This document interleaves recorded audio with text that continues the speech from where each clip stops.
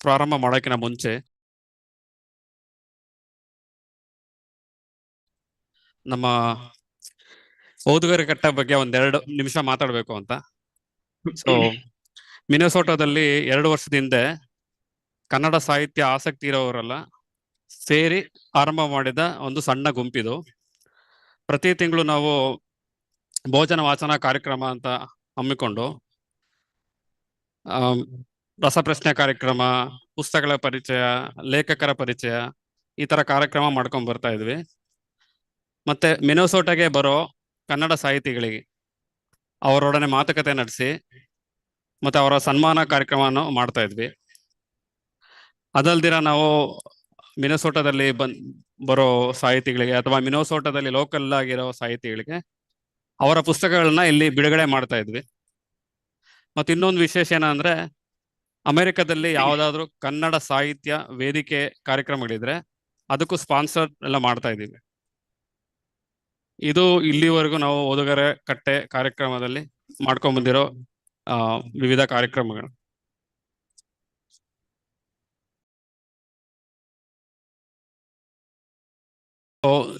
ಸಂತೋಷ್ ಮಹೇಂದ್ರ ಅವರಿಗೆ ಮಿನೆಸೋಟಾ ಕನ್ನಡ ಓದುಗರ ಕಟ್ಟೆಯ ವತಿಯಿಂದ ಸುಸ್ವಾಗತ. ನಮಸ್ಕಾರ. ಹೇಗಿದ್ದೀರಾ? ಫೈನ್ ಸರ್, ನೀವ್ ಹೇಗಿದ್ದೀರಿ? ನಿಮ್ಮ ಬಿಡುವಿಲ್ಲದ ಚಟುವಟಿಕೆ ಇರುವ ಕೆಲಸದ ನಡುವೆ ನಮಗಾಗಿ ಬಿಡುವು ಮಾಡಿಕೊಂಡು ನಿಮಗೆ ಅನಾರೋಗ್ಯ ಇದ್ರೂ ನಮಗೋಸ್ಕರ ಬೆಳಿಗ್ಗೆ ಬೇಗ ಎದ್ದು ನಮ್ಮಷ್ಟೇ ಕಾತರರಾಗಿ ನಮ್ಮ ಜೊತೆ ಮಾತಾಡೋದಕ್ಕೆ ಬಂದಿರೋದಕ್ಕೆ ನಮ್ಮ ಕಡೆಯಿಂದ ಹೃತ್ಪೂರ್ವಕ ವಂದನೆಗಳು. ನಮಸ್ತೆ ಎಲ್ಲರಿಗೂ. ಪುಸ್ತಕ ಪ್ರಿಯರಿಗೂ ಓದುಗರಿಗೂ ಮಿನೆಸೋಟಾ ಓದುಗರ ಕಟ್ಟೆ ವತಿಯಿಂದ ವಂದನೆ. ಸರ್, ಸಂವಾದ ಕಾರ್ಯಕ್ರಮ ಆರಂಭ ಮಾಡೋಕ್ಕಿಂತ ಮುಂಚೆ ನಿಮ್ಮ ಪರಿಚಯ ಮಾಡಿಕೊಡೋ ಅವಕಾಶ ನನಗೆ ಸಿಕ್ಕಿರೋದು ಅದೃಷ್ಟ ಅಂತ ಭಾವಿಸ್ತೀನಿ. ಎಲ್ಲರಿಗೂ ನಿಮ್ಮ ಬಗ್ಗೆ ಗೊತ್ತು, ಆದ್ರೂ ನಿಮ್ಮ ಬಗ್ಗೆ ಕೆಲವೊಂದು ಕುತೂಹಲಕಾರಿ ಮಾಹಿತಿಯನ್ನು ನಾನು ಹಂಚ್ಕೊಳಕ್ಕೆ ಇಷ್ಟಪಡ್ತೀನಿ. ಸೊ, ಲೇಖಕರ ಹುಟ್ಟೂರು ಉತ್ತರ ಕನ್ನಡ ಜಿಲ್ಲೆ, ಅಳಿಯಾಳ ತಾಲೂಕು, ಶೇರಂಗಾಂವ್ ಗ್ರಾಮ. ಇವರು ಮೂಲತಃ ಸಾಹಿತ್ಯ ವಿದ್ಯಾರ್ಥಿ, ಆದ್ರೆ ತಾಂತ್ರಿಕ ವಿಭಾಗದಲ್ಲಿ ಡಿಪ್ಲೊಮಾ ಮಾಡಿದ್ದಾರೆ, ಅರ್ಥಶಾಸ್ತ್ರದಲ್ಲಿ ಸ್ನಾತಕೋತ್ತರ ಪದವಿ ತಗೊಂಡಿದ್ದಾರೆ, ಮತ್ತೆ ಮಾನವ ಸಂಪನ್ಮೂಲ ನಿರ್ವಹಣೆಯಲ್ಲಿ ಸ್ನಾತಕೋತ್ತರ ಡಿಪ್ಲೊಮಾ ತಗೊಂಡಿದ್ದಾರೆ. ಅದಲ್ದಿರ ಪತ್ರಿಕೋದ್ಯಮದಲ್ಲಿ ಸ್ನಾತಕೋತ್ತರ ಡಿಪ್ಲೊಮಾ ತಗೊಂಡಿದ್ದಾರೆ. ಇದೆಲ್ಲ ಇವರ ಜ್ಞಾನಾರ್ಜನೆಯ ಮೆಟ್ಟಿಲುಗಳು. ಇನ್ನು ಅವರು ಪ್ರತಿ ಕಾದಂಬರಿ ಬರೆಯೋದಕ್ಕೆ ಮುಂಚೆನೂ ಸಾಕಷ್ಟು ಸಂಶೋಧನೆ ಮಾಡ್ತಾರೆ. ಇವರು ಬರೀ ಲೇಖಕರೇ ಅಲ್ಲ, ಸಂಶೋಧಕರು, ಇತಿಹಾಸಕಾರರು, ಚಾರಣ ಪ್ರಿಯರು, ಮತ್ತೆ ತೈಲವರ್ಣ ಚಿತ್ರಕಾರರು, ಮತ್ತೆ ವಾಗ್ಮಿಗಳು, ಮತ್ತೆ ವಿದ್ಯಾರ್ಥಿಗಳಿಗೆ ಮಾರ್ಗದರ್ಶಕರಾಗಿಯೂ ಸಹ ಕಾರ್ಯನಿರ್ವಹಿಸುತ್ತಿದ್ದಾರೆ. ಇನ್ನು ಇವರ ಬರವಣಿಗೆ ವಿಷಯಕ್ಕೆ ಬಂದ್ರೆ, ಇವರ ಪ್ರಕಟಿತ ಅಂಕಣಗಳೇ 3000ಕ್ಕೂ ದಾಟುತ್ತೆ. ಮತ್ತೆ ಒಟ್ಟು ಪ್ರಕಟಣೆ 7000ವರೆಗೂ ದಾಟುತ್ತೆ. ಕನ್ನಡದ ಸುಪ್ರಸಿದ್ಧ ಪತ್ರಿಕೆಗಳು ಯಾವ್ದಿದೆ, ವಿಜಯವಾಣಿ ಇರ್ಬೋದು, ವಿಜಯ ಕರ್ನಾಟಕ ಇರ್ಬೋದು, ಸಂಯುಕ್ತ ಕರ್ನಾಟಕ ಇರ್ಬೋದು, ಕನ್ನಡಪ್ರಭ, ವಿಶ್ವವಾಣಿ, ನೀವು ಯಾವ ಪತ್ರಿಕೆ ಹೇಳಿದ್ರು ಆ ಪತ್ರಿಕೆಯಲ್ಲಿ ಇವರು ಲೇಖನ ಬಂದೇ ಬಂದಿರ್ತದೆ. ಅದಲ್ದಿರ ಅವ್ರ ಬರಗಳೇ 5000ಕ್ಕೂ ಹೆಚ್ಚಿದೆ. ಇವರು ಬರೀ ಲೇಖನಗಳು ಅಷ್ಟೇ ಅಲ್ದಿರ ವಿಜ್ಞಾನ ಲೇಖನಗಳು ಬರೆದಿದ್ದಾರೆ. ಮತ್ತೆ 300ಕ್ಕೂ ಹೆಚ್ಚು ಕಥೆಗಳು ಬರೆದಿದ್ದಾರೆ. 300 ಹೆಚ್ಚು ಕಥೆಗಳು ಸಾಮಾಜಿಕ, ವೈಜ್ಞಾನಿಕ, ಪತ್ತೆದಾರಿ ಕಥೆಗಳು ಬರೆದಿದ್ದಾರೆ ಇವರು.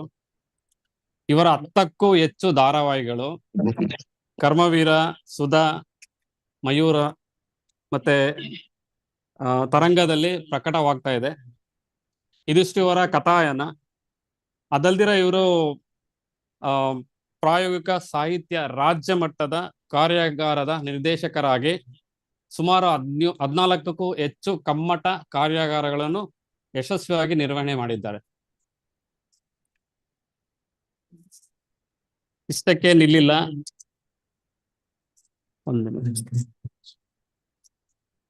ಇವರು 30ಕ್ಕೂ ಹೆಚ್ಚು ಕಾದಂಬರಿಗಳನ್ನು ಪ್ರಕಟಣೆ ಮಾಡಿದ್ದಾರೆ. ಇನ್ನೊಂದು ವಿಶೇಷ ಏನಂದ್ರೆ ಇಲ್ಲಿ ಅವರ ಎಲ್ಲಾ ಕಾದಂಬರಿಗಳು ಮರುಮುದ್ರಣ ಕಾಣ್ತಾ ಇದೆ. ಈಗ್ಲೂ ಮೊನ್ನೆ ಮಾತಾಡಿದಾಗ ಹೇಳಿದ್ರು, ಆ ವೈಜಯಂತಿಪುರ ಆಲ್ರೆಡಿ ಇನ್ನೊಂದು ಮುದ್ರಣ ಪ್ರಾರಂಭ ಆಗಿದೆ ಅಂತ. ಸೊ ಇವರ ಪ್ರತಿಯೊಂದು ಕಾದಂಬರಿಗಳು ಮುಖ್ಯನೇ. ಅದರಲ್ಲಿ ಪ್ರಮುಖವಾದದ್ದು ನಾನು ಇಲ್ಲಿ ಹೇಳೋದಕ್ಕೆ ಬಯಸ್ತೀನಿ. ಮೊದಲನೇದಾಗಿ ತಡವಾಗಿ ಬಿದ್ದ ಮಳೆ, ಯಾವ ಪ್ರೀತಿಯೂ ಅನೈತಿಕವಲ್ಲ. ಸೊ ಇದು ಟೈಟಲ್ಲೇ ಒಂದು ವಿಶೇಷವಾಗಿದೆ, ಯಾವ ಪ್ರೀತಿಯೂ ಅನೈತಿಕವಲ್ಲ. ಮತ್ತೆ ಇನ್ನೊಂದು, ಅವನು ಶಾಪಗ್ರಸ್ತ ಗಂಧರ್ವ, ಅವಳು ಎಂದರೆ, ಕಾಶ್ಮೀರ ಎಂಬ ಕಾಲಿ ಕಣಿವೆ, ಕೆಂಪು ಚಕ್ರಗಳು, ಅಘೋರಿಗಳ ಲೋಕದಲ್ಲಿ, ಎಂಟೆಬೆ, ಮಹಾಪತನ, ದುರ್ಯೋಧನನ ಆತ್ಮಕಥನ, ಬೆನಾಲಿಂ, ಅಬೋಟಾಬಾದ್, ಮಂಗಳಮುಖಿಯರ ನಡುವೆ, ಮತ್ತೆ ಅಲೆಮಾರಿ ಡೈರಿ, ವೈಜಯಂತಿಪುರ, ನಾತಿ ಚರಾಮಿ, ವಾತಾಪಿ. ಈಗ ಹೊಸದಾಗಿ ಅವರು ವಾತಾಪಿ ಎರಡೂನು ಪ್ರಾರಂಭ ಮಾಡಿದ್ದಾರೆ. ಈಗ ನಾವ್ ಹೆಂಗೆ ಕನ್ನಡ ಚಿತ್ರದಲ್ಲಿ KGF 1, KGF 2 ಅಂದಂಗೆ ವಾತಾಪಿ ಒಂದು ಆಲ್ರೆಡಿ ಸೂಪರ್ ಹಿಟ್ ಆಗ್ಬಿಟ್ಟಿದೆ. ಸೊ ವಾತಾಪಿ 2 ನಲ್ಲಿ ಸಿಕ್ಕಾಪಟ್ಟೆ ಎಕ್ಸ್ಪೆಕ್ಟೇಷನ್ ಇದೆ. ಸೊ ಅದ್ರ ಬಗ್ಗೆ ಮೋಸ್ಟ್ಲಿ ಮಾತಾಡ್ತಾರೆ ಅನ್ಕೊಂತೀನಿ. ಅದು ಬಿಟ್ರೆ ಥೇಮ್ಸ್ ಇಂದ ಟ್ರಾಯ್ ವರೆಗೆ ವೆಚ್ಚವಿಲ್ಲದ ವಿದೇಶ ಪ್ರಯಾಣ ಇದೇ ಇಂಟ್ರೆಸ್ಟಿಂಗ್ ಆಗಿದೆ. ಸೊ ಇದ್ರ ಬಗ್ಗೆನೂ ಸ್ವಲ್ಪ ಕೇಳ್ಬೋದು ಅವ್ರನ್ನ. ಇದು ಇವರ ಸಾಹಿತ್ಯ ಪಯಣ ಆದ್ರೆ, ಇಷ್ಟು ಪುಸ್ತಕ ಬರೆದಿದ್ರೆ ಇವರಿಗೆ ಸಂದ ಪ್ರಶಸ್ತಿಗಳು, ಪುರಸ್ಕಾರಗಳು, ಗೌರವಗಳು ಅಷ್ಟೇ ದೊಡ್ಡ ಪಟ್ಟಿ ಇದೆ. ಬಟ್ ಅಷ್ಟೆಲ್ಲ ಓದಕ್ ಹೋದ್ರೆ ಈ ಕಾರ್ಯಕ್ರಮ ಫುಲ್ಲು ಅದಕ್ಕೆ ಆಗ್ಬಿಡ್ತದೆ. ಸೊ ಅದರಲ್ಲಿ ಕೆಲವೊಂದು ಮಾತ್ರ ನಾನು ಆಯ್ಕೆ ಮಾಡ್ಕೊಂಡಿದ್ದೀನಿ. ಮೊದಲನೇದಾಗಿ, ಪರಿಸರ ಬರಹಕ್ಕಾಗಿ ಒಮ್ಮೆ ಮಾತ್ರ ಸಲ್ಲುವ ಮಾಧ್ಯಮ ಅಕಾಡೆಮಿ ಪ್ರಶಸ್ತಿ ಸಿಕ್ಕಿದೆ. ಉತ್ತರ ಕನ್ನಡ ಜಿಲ್ಲೆ ಕರ್ನಾಟಕ ರಾಜ್ಯೋತ್ಸವ ಪ್ರಶಸ್ತಿ ದೊರಕಿದೆ ಇವರಿಗೆ. ಇವರ ಅಲೆಮಾರಿ ಡೈರಿ ಕೃತಿಗೆ ಕರ್ನಾಟಕ ಸಂಘ ಶಿವಮೊಗ್ಗ ಪ್ರಶಸ್ತಿ ಸಿಕ್ಕಿದೆ. ಇವರ ಎಂಟೆಬೆ ಕಾದಂಬರಿಗಾಗಿ ಕನ್ನಡ ಸಾಹಿತ್ಯ ಪರಿಷತ್ ಪ್ರಶಸ್ತಿ. ಅಳಿಯಾಳ ಕನ್ನಡ ಸಾಹಿತ್ಯ ಸಮ್ಮೇಳನ ಅಧ್ಯಕ್ಷತೆ. ಇವರ ಹುಟ್ಟೂರಾದ ತಾಲೂಕಿನಲ್ಲೇ ಇವರಿಗೆ ಗೌರವ ಸಿಕ್ಕಿರೋದು ಸಿಕ್ಕಾಪಟ್ಟೆ ಸಂತೋಷ ಕೊಟ್ಟಿರ್ತದೆ ಅವ್ರಿಗೆ. ಮತ್ತೆ ಅವಳು ಎಂದರೆ ಅಂಕಣ ಸಂಕಲನಕ್ಕೆ ಅವ್ವ ಪ್ರಶಸ್ತಿ. ಮತ್ತೆ ಇನ್ನೊಂದು, ವೈಜಯಂತಿಪುರ ಕಾದಂಬರಿಗೆ ದೊಡ್ಡ ಲಿಸ್ಟೇ ಇದೆ. ಸೇಡಂನ ಅಮ್ಮ ಪ್ರಶಸ್ತಿ, ಪ್ರತಿಷ್ಠಿತ ಆಮಾನ ಪುರಸ್ಕಾರ, ಅವ್ವ ಪುಸ್ತಕಾಲಯದ ಪ್ರಶಸ್ತಿ. ಇದಲ್ಲದೆ ದಕ್ಷಿಣ ಕನ್ನಡ ಜಿಲ್ಲೆಯ ದಿ ಚಡಗ ಕಾದಂಬರಿ. ಮತ್ತೆ ಇವರು ಹಲವಾರು ಯುಗಾದಿ, ದೀಪಾವಳಿ, ವಿಶಾಶಂಕ ಕಥೆಗಳಿಗೆ ಪ್ರಶಸ್ತಿಗಳು ಸಿಕ್ಕಿದೆ.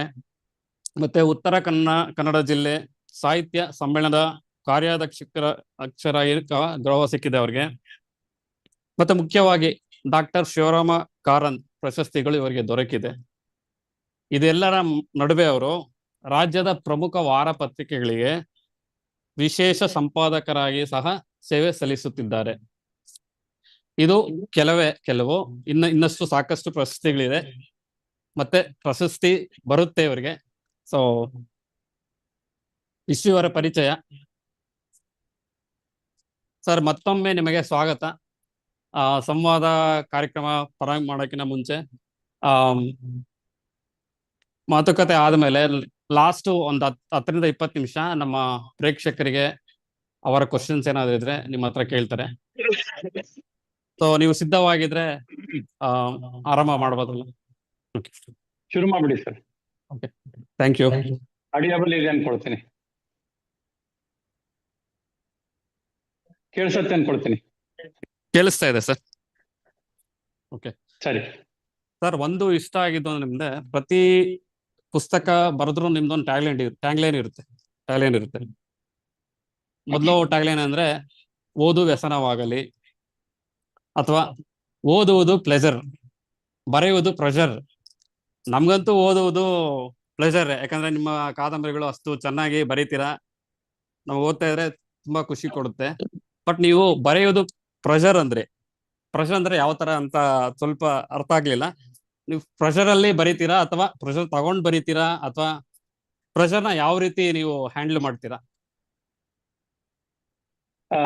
ತುಂಬಾ ಧನ್ಯವಾದಗಳು ಎಲ್ಲ ಸ್ನೇಹಿತರಿಗೆ, ಮಿನ್ನೆಸೋಟಾ ಕನ್ನಡ ಓದುಗರ ಕಟ್ಟೆಯ ಎಲ್ಲ ಸದಸ್ಯರಿಗೆ, ಹಾಗೂ ಇಲ್ಲಿ ಸೇರಿರುವಂತ ದೂರದಲ್ಲಿರುವ ಆದ್ರೆ ಕನ್ನಡದ ಬಗ್ಗೆ ಅಭಿಮಾನ ಇರೋ ನಿಮ್ಮೆಲ್ಲರಿಗೂ ಸುಪ್ರಭಾತದೊಂದಿಗೆ. ಇವಾಗ ಇಲ್ಲಿ ಬೆಳಗು, ಹಾಗಾಗಿ ಇವತ್ತಿನ ಮಾತುಕತೆ ಮುಂದುವರಿಸೋಣ. ನಿಜ, ಓದು ವ್ಯಸನವಾಗಲಿ. ಯಾಕಂತಂದ್ರೆ ಬದುಕಿನಲ್ಲಿ ಅಥವಾ ನಮಗೆ ನಿಮಗೆ ಇನ್ಯಾವುದೇ ವಿಷಯದಲ್ಲಿ ನಾವೇನಂತೀವಿ ಅಂದ್ರೆ ಅದೊಂದು ಕೆಟ್ಟ ವ್ಯಸನ, ಅದೊಂದು ಕೆಟ್ಟ ಅಭ್ಯಾಸ. ಆದ್ರೆ ಓದುವುದು ಕೂಡ ಆ ರೀತಿ ಒಂದು ಕೆಟ್ಟ ಅಭ್ಯಾಸ ಆಗ್ಬೇಕು ಅನ್ನುವಂಥದ್ದು ನನ್ನ ಒಂದು ಇಚ್ಛೆ. ಯಾಕಂತಂದ್ರೆ ಅದಕ್ಕಿಂತ ದೊಡ್ಡದಾದಂತ ಸಂಗಾತಿ ಆಗ್ಲಿ, ಅದಕ್ಕಿಂತ ದೊಡ್ಡದಾದಂತ ಪ್ಲೆಜರ್ ಮತ್ತೊಂದಿಲ್ಲ. ಆ ಕ್ಷಣ ಆ ಓದಿನಲ್ಲಿ, ಆ ಬರಹದಲ್ಲಿ ನೀವು ಕಳೆದು ಹೋಗ್ಬೇಕು. ಪುಸ್ತಕದ ಜೊತೆ, ಓದಿನ ಸನ್ನಿವೇಶಗಳ ಜೊತೆ, ಓದಿನ ಬರಹದ ಏನು ಭಾವ, ಒಂದು ಲೇಖಕನಾಗಿ ನಾನು ಕಟ್ಟಿಕೊಟ್ಟಿರ್ತೀನಿ, ಅದರಲ್ಲಿ ಒಂದು ನೀವು ಪಾತ್ರ ಆಗ್ಬೇಕು ನನ್ನ ಬರಹಗಳಲ್ಲಿ. ಇದು ನನ್ನ ಒಂದಿದು. ಹಾಗಾಗಿ ಓದುವ ಒಂದು ಪ್ಲೆಜರ್ ಆಗ್ಬೇಕು. ಇನ್ನು ಪ್ರೆಷರ್ ಯಾಕೆ ಅಂತಂದ್ರೆ, ಪ್ರತಿ ಬರಹಗಳ ಮುಂಚೆ ನನಗೆ ನಾನೇ ಒಂದು ಬೌಂಡ್ರಿ ಲೈನ್ ಹಾಕೊಂಡಿರ್ತೇನೆ. ಈ ಪುಸ್ತಕ ಹಿಡಿಸಬಹುದಾ, ಎಷ್ಟು ಅಥೆಂಟಿಕ್ ಆಗಿ ಕೊಡಬಹುದು ನಾನು. ಯಾಕಂತಂದ್ರೆ ಇವತ್ತು ನೀವೆಲ್ಲ ನಮಗಿಂತ ಫಾಸ್ಟ್ ಇರ್ತೀರಿ, ಅಂದ್ರೆ ಓದುಗರು. ನಾವು ಒಂದು ಮಾಹಿತಿನ ಇಲ್ಲಿ ಇವತ್ತು ಇಂಥ ವಿಷಯಕ್ಕೆ ನಾನು ಬರಿತಿದ್ದೀನಿ ಅಂತಂದ್ರೆ ಪಕ್ಕದಲ್ಲಿ ತತ್ಕ್ಷಣಕ್ಕೆ ಗೂಗಲ್ ಮಾಡಿ ನೋಡ್ತಾ ಇರ್ತಾರೆ, ಕೋರಾ ನೋಡಿ ಕ್ವಶನ್ ಹಾಕ್ತಾ ಇರ್ತಾರೆ.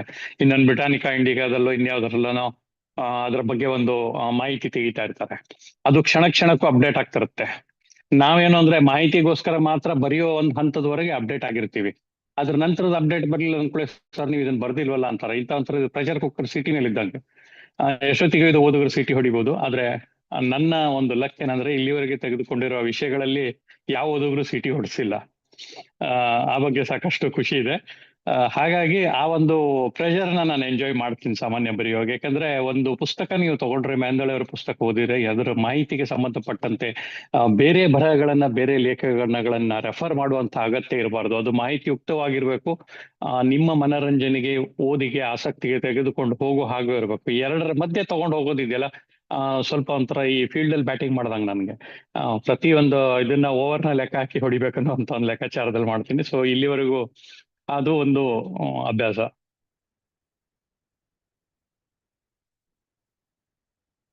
ಮ್ಯೂಟ್ ಇದೆ. ಸರ್, ಇನ್ನೊಂದೇನು ಅಂದ್ರೆ, ನೀವು ವಿಜ್ಞಾನ ಬರಹಗಳು ಬರ್ದಿದ್ದೀರಾ.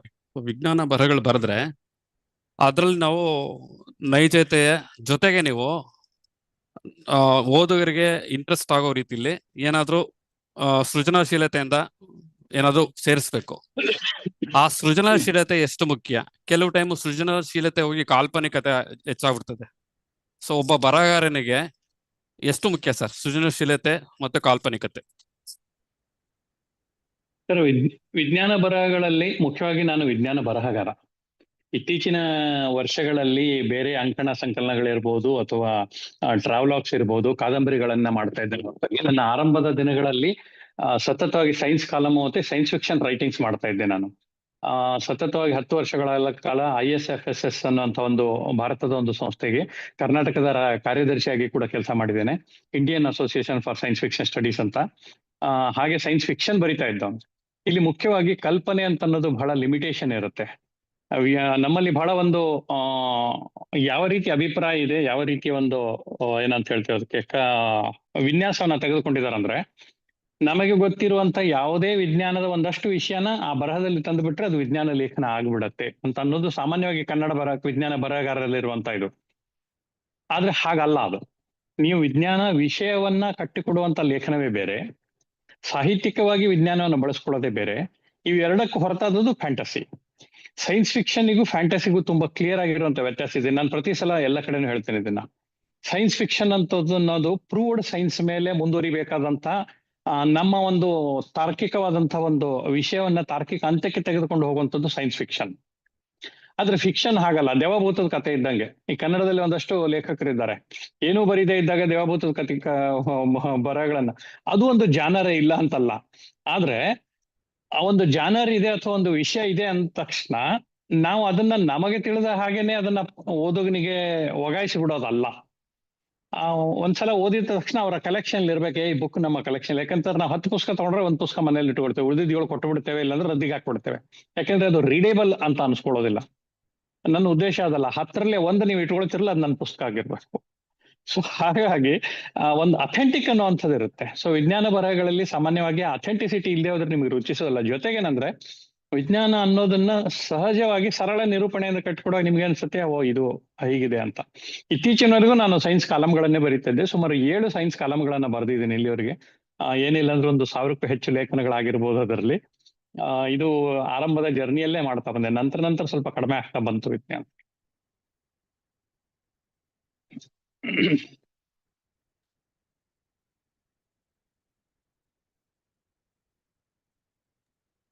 ಓಕೆ ಸರ್, ಇನ್ನೊಂದು ಏನು ಅಂದ್ರೆ ಪ್ರತಿ ಪುಸ್ತಕ ನೀವು ಬಿಡುಗಡೆ ಮಾಡಿದಾಗ ಒಂದು ಫೇಮಸ್ ಟ್ಯಾಗ್ಲೈನ್ ಹಾಕ್ತೀರಾ, ನೀವು ಓದಿ, ನಿಮ್ ಪುಸ್ತಕ ಓದಿ ಇಷ್ಟ ಆಗ್ಲಿಲ್ಲ ಅಂದ್ರೆ ದುಡ್ಡು ವಾಪಸ್ ಕೊಡ್ತೀನಿ ಅಂತ. ಸರ್, ಇದು ಒಬ್ಬ ಲೇಖಕನ ಆತ್ಮವಿಶ್ವಾಸಕ್ಕೆ ಸಾಕ್ಷಿ, ಅದು ನಂಬ್ತೀನಿ. ಇದುವರೆಗೂ ನನಗ್ ಗೊತ್ತಿರೋ ತರ ಯಾವ ಲೇಖಕನು ಈ ತರ ಹೇಳಿಕೆ ಕೊಟ್ಟೇ ಇಲ್ಲ. ಸೊ ನಿಮ್ಗೆ ಈ ಹೇಳಿಕೆ ಕೊಡ್ಬೇಕು ಅಂತ ಹೇಗೆ ಆಲೋಚನೆ ಬಂತು?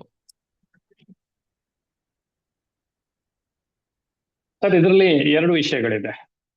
ಅದರಲ್ಲಿ ಮೊದಲನೇದು ಅಂತಂದ್ರೆ, ಓದು ಅಂತ ಅನ್ನೋದು ಒಬ್ಬ ಮನುಷ್ಯನಿಗೆ ಕೊಟ್ಟ ಕೊನೆಯ ಪ್ಲೇಜರ್. ಅದು ನೀವು ಹೇಳಿದ್ರಲ್ಲ, ಪ್ರೆಷರ್ ಏನಂತ ಅದರಲ್ಲಿ. ಯಾಕಂದ್ರೆ ನಮ್ಮ ಮೊದಲನೇ ಎಕ್ಸ್ಪೆಂಡಿಚರ್ ಯಾವ್ದು ಅಂದ್ರೆ, ನಮ್ಮ ಮೇಕಪ್ ಕಿಟ್ ಇಂದ ಹಿಡಿದು ನಮ್ಮ ಶೂಸ್ ಇಂದ ಇರ್ಬೋದು, ಕೂಲಿಂಗ್ ಗ್ಲಾಸ್ ಇರ್ಬೋದು, ಟ್ರಾವೆಲ್ ಇರ್ಬೋದು, ಇವುಗಳಿಗೆ ಸಲ್ಲತ್ತೆ. ಇದೆಲ್ಲ ಆಗಿ ದುಡ್ಡು ಉಳಿದ್ರೆ ಅದರಲ್ಲಿ ಒಂದು 10% ಬಹುಶಃ ಬರಕ್ಕೆ ನಾವು ಖರ್ಚು ಮಾಡ್ಬೋದು. ಅದರಲ್ಲಿ ಒಂದು 10% ಲೇಖಕನಾದ್ರೆ ನನಗ್ ಬರತ್ತೆ, ಬಹಳ ಅಂದ್ರೆ ಬಂದ್ರೆ. ಅಫ್ಕೋರ್ಸ್ ಆ ವಿಷಯದಲ್ಲಿ ಬಹಳ ಅದೃಷ್ಟಶಾಲಿ ನಾನು. ಬಹಳ ವ್ಯವಸ್ಥಿತವಾಗಿ ವೃತ್ತಿನಿರತವಾಗಿ ಈ ಒಂದು ಬರಹವನ್ನ ತಗೊಂಡು ಹೋಗ್ತಾ ಇದ್ದೇನೆ.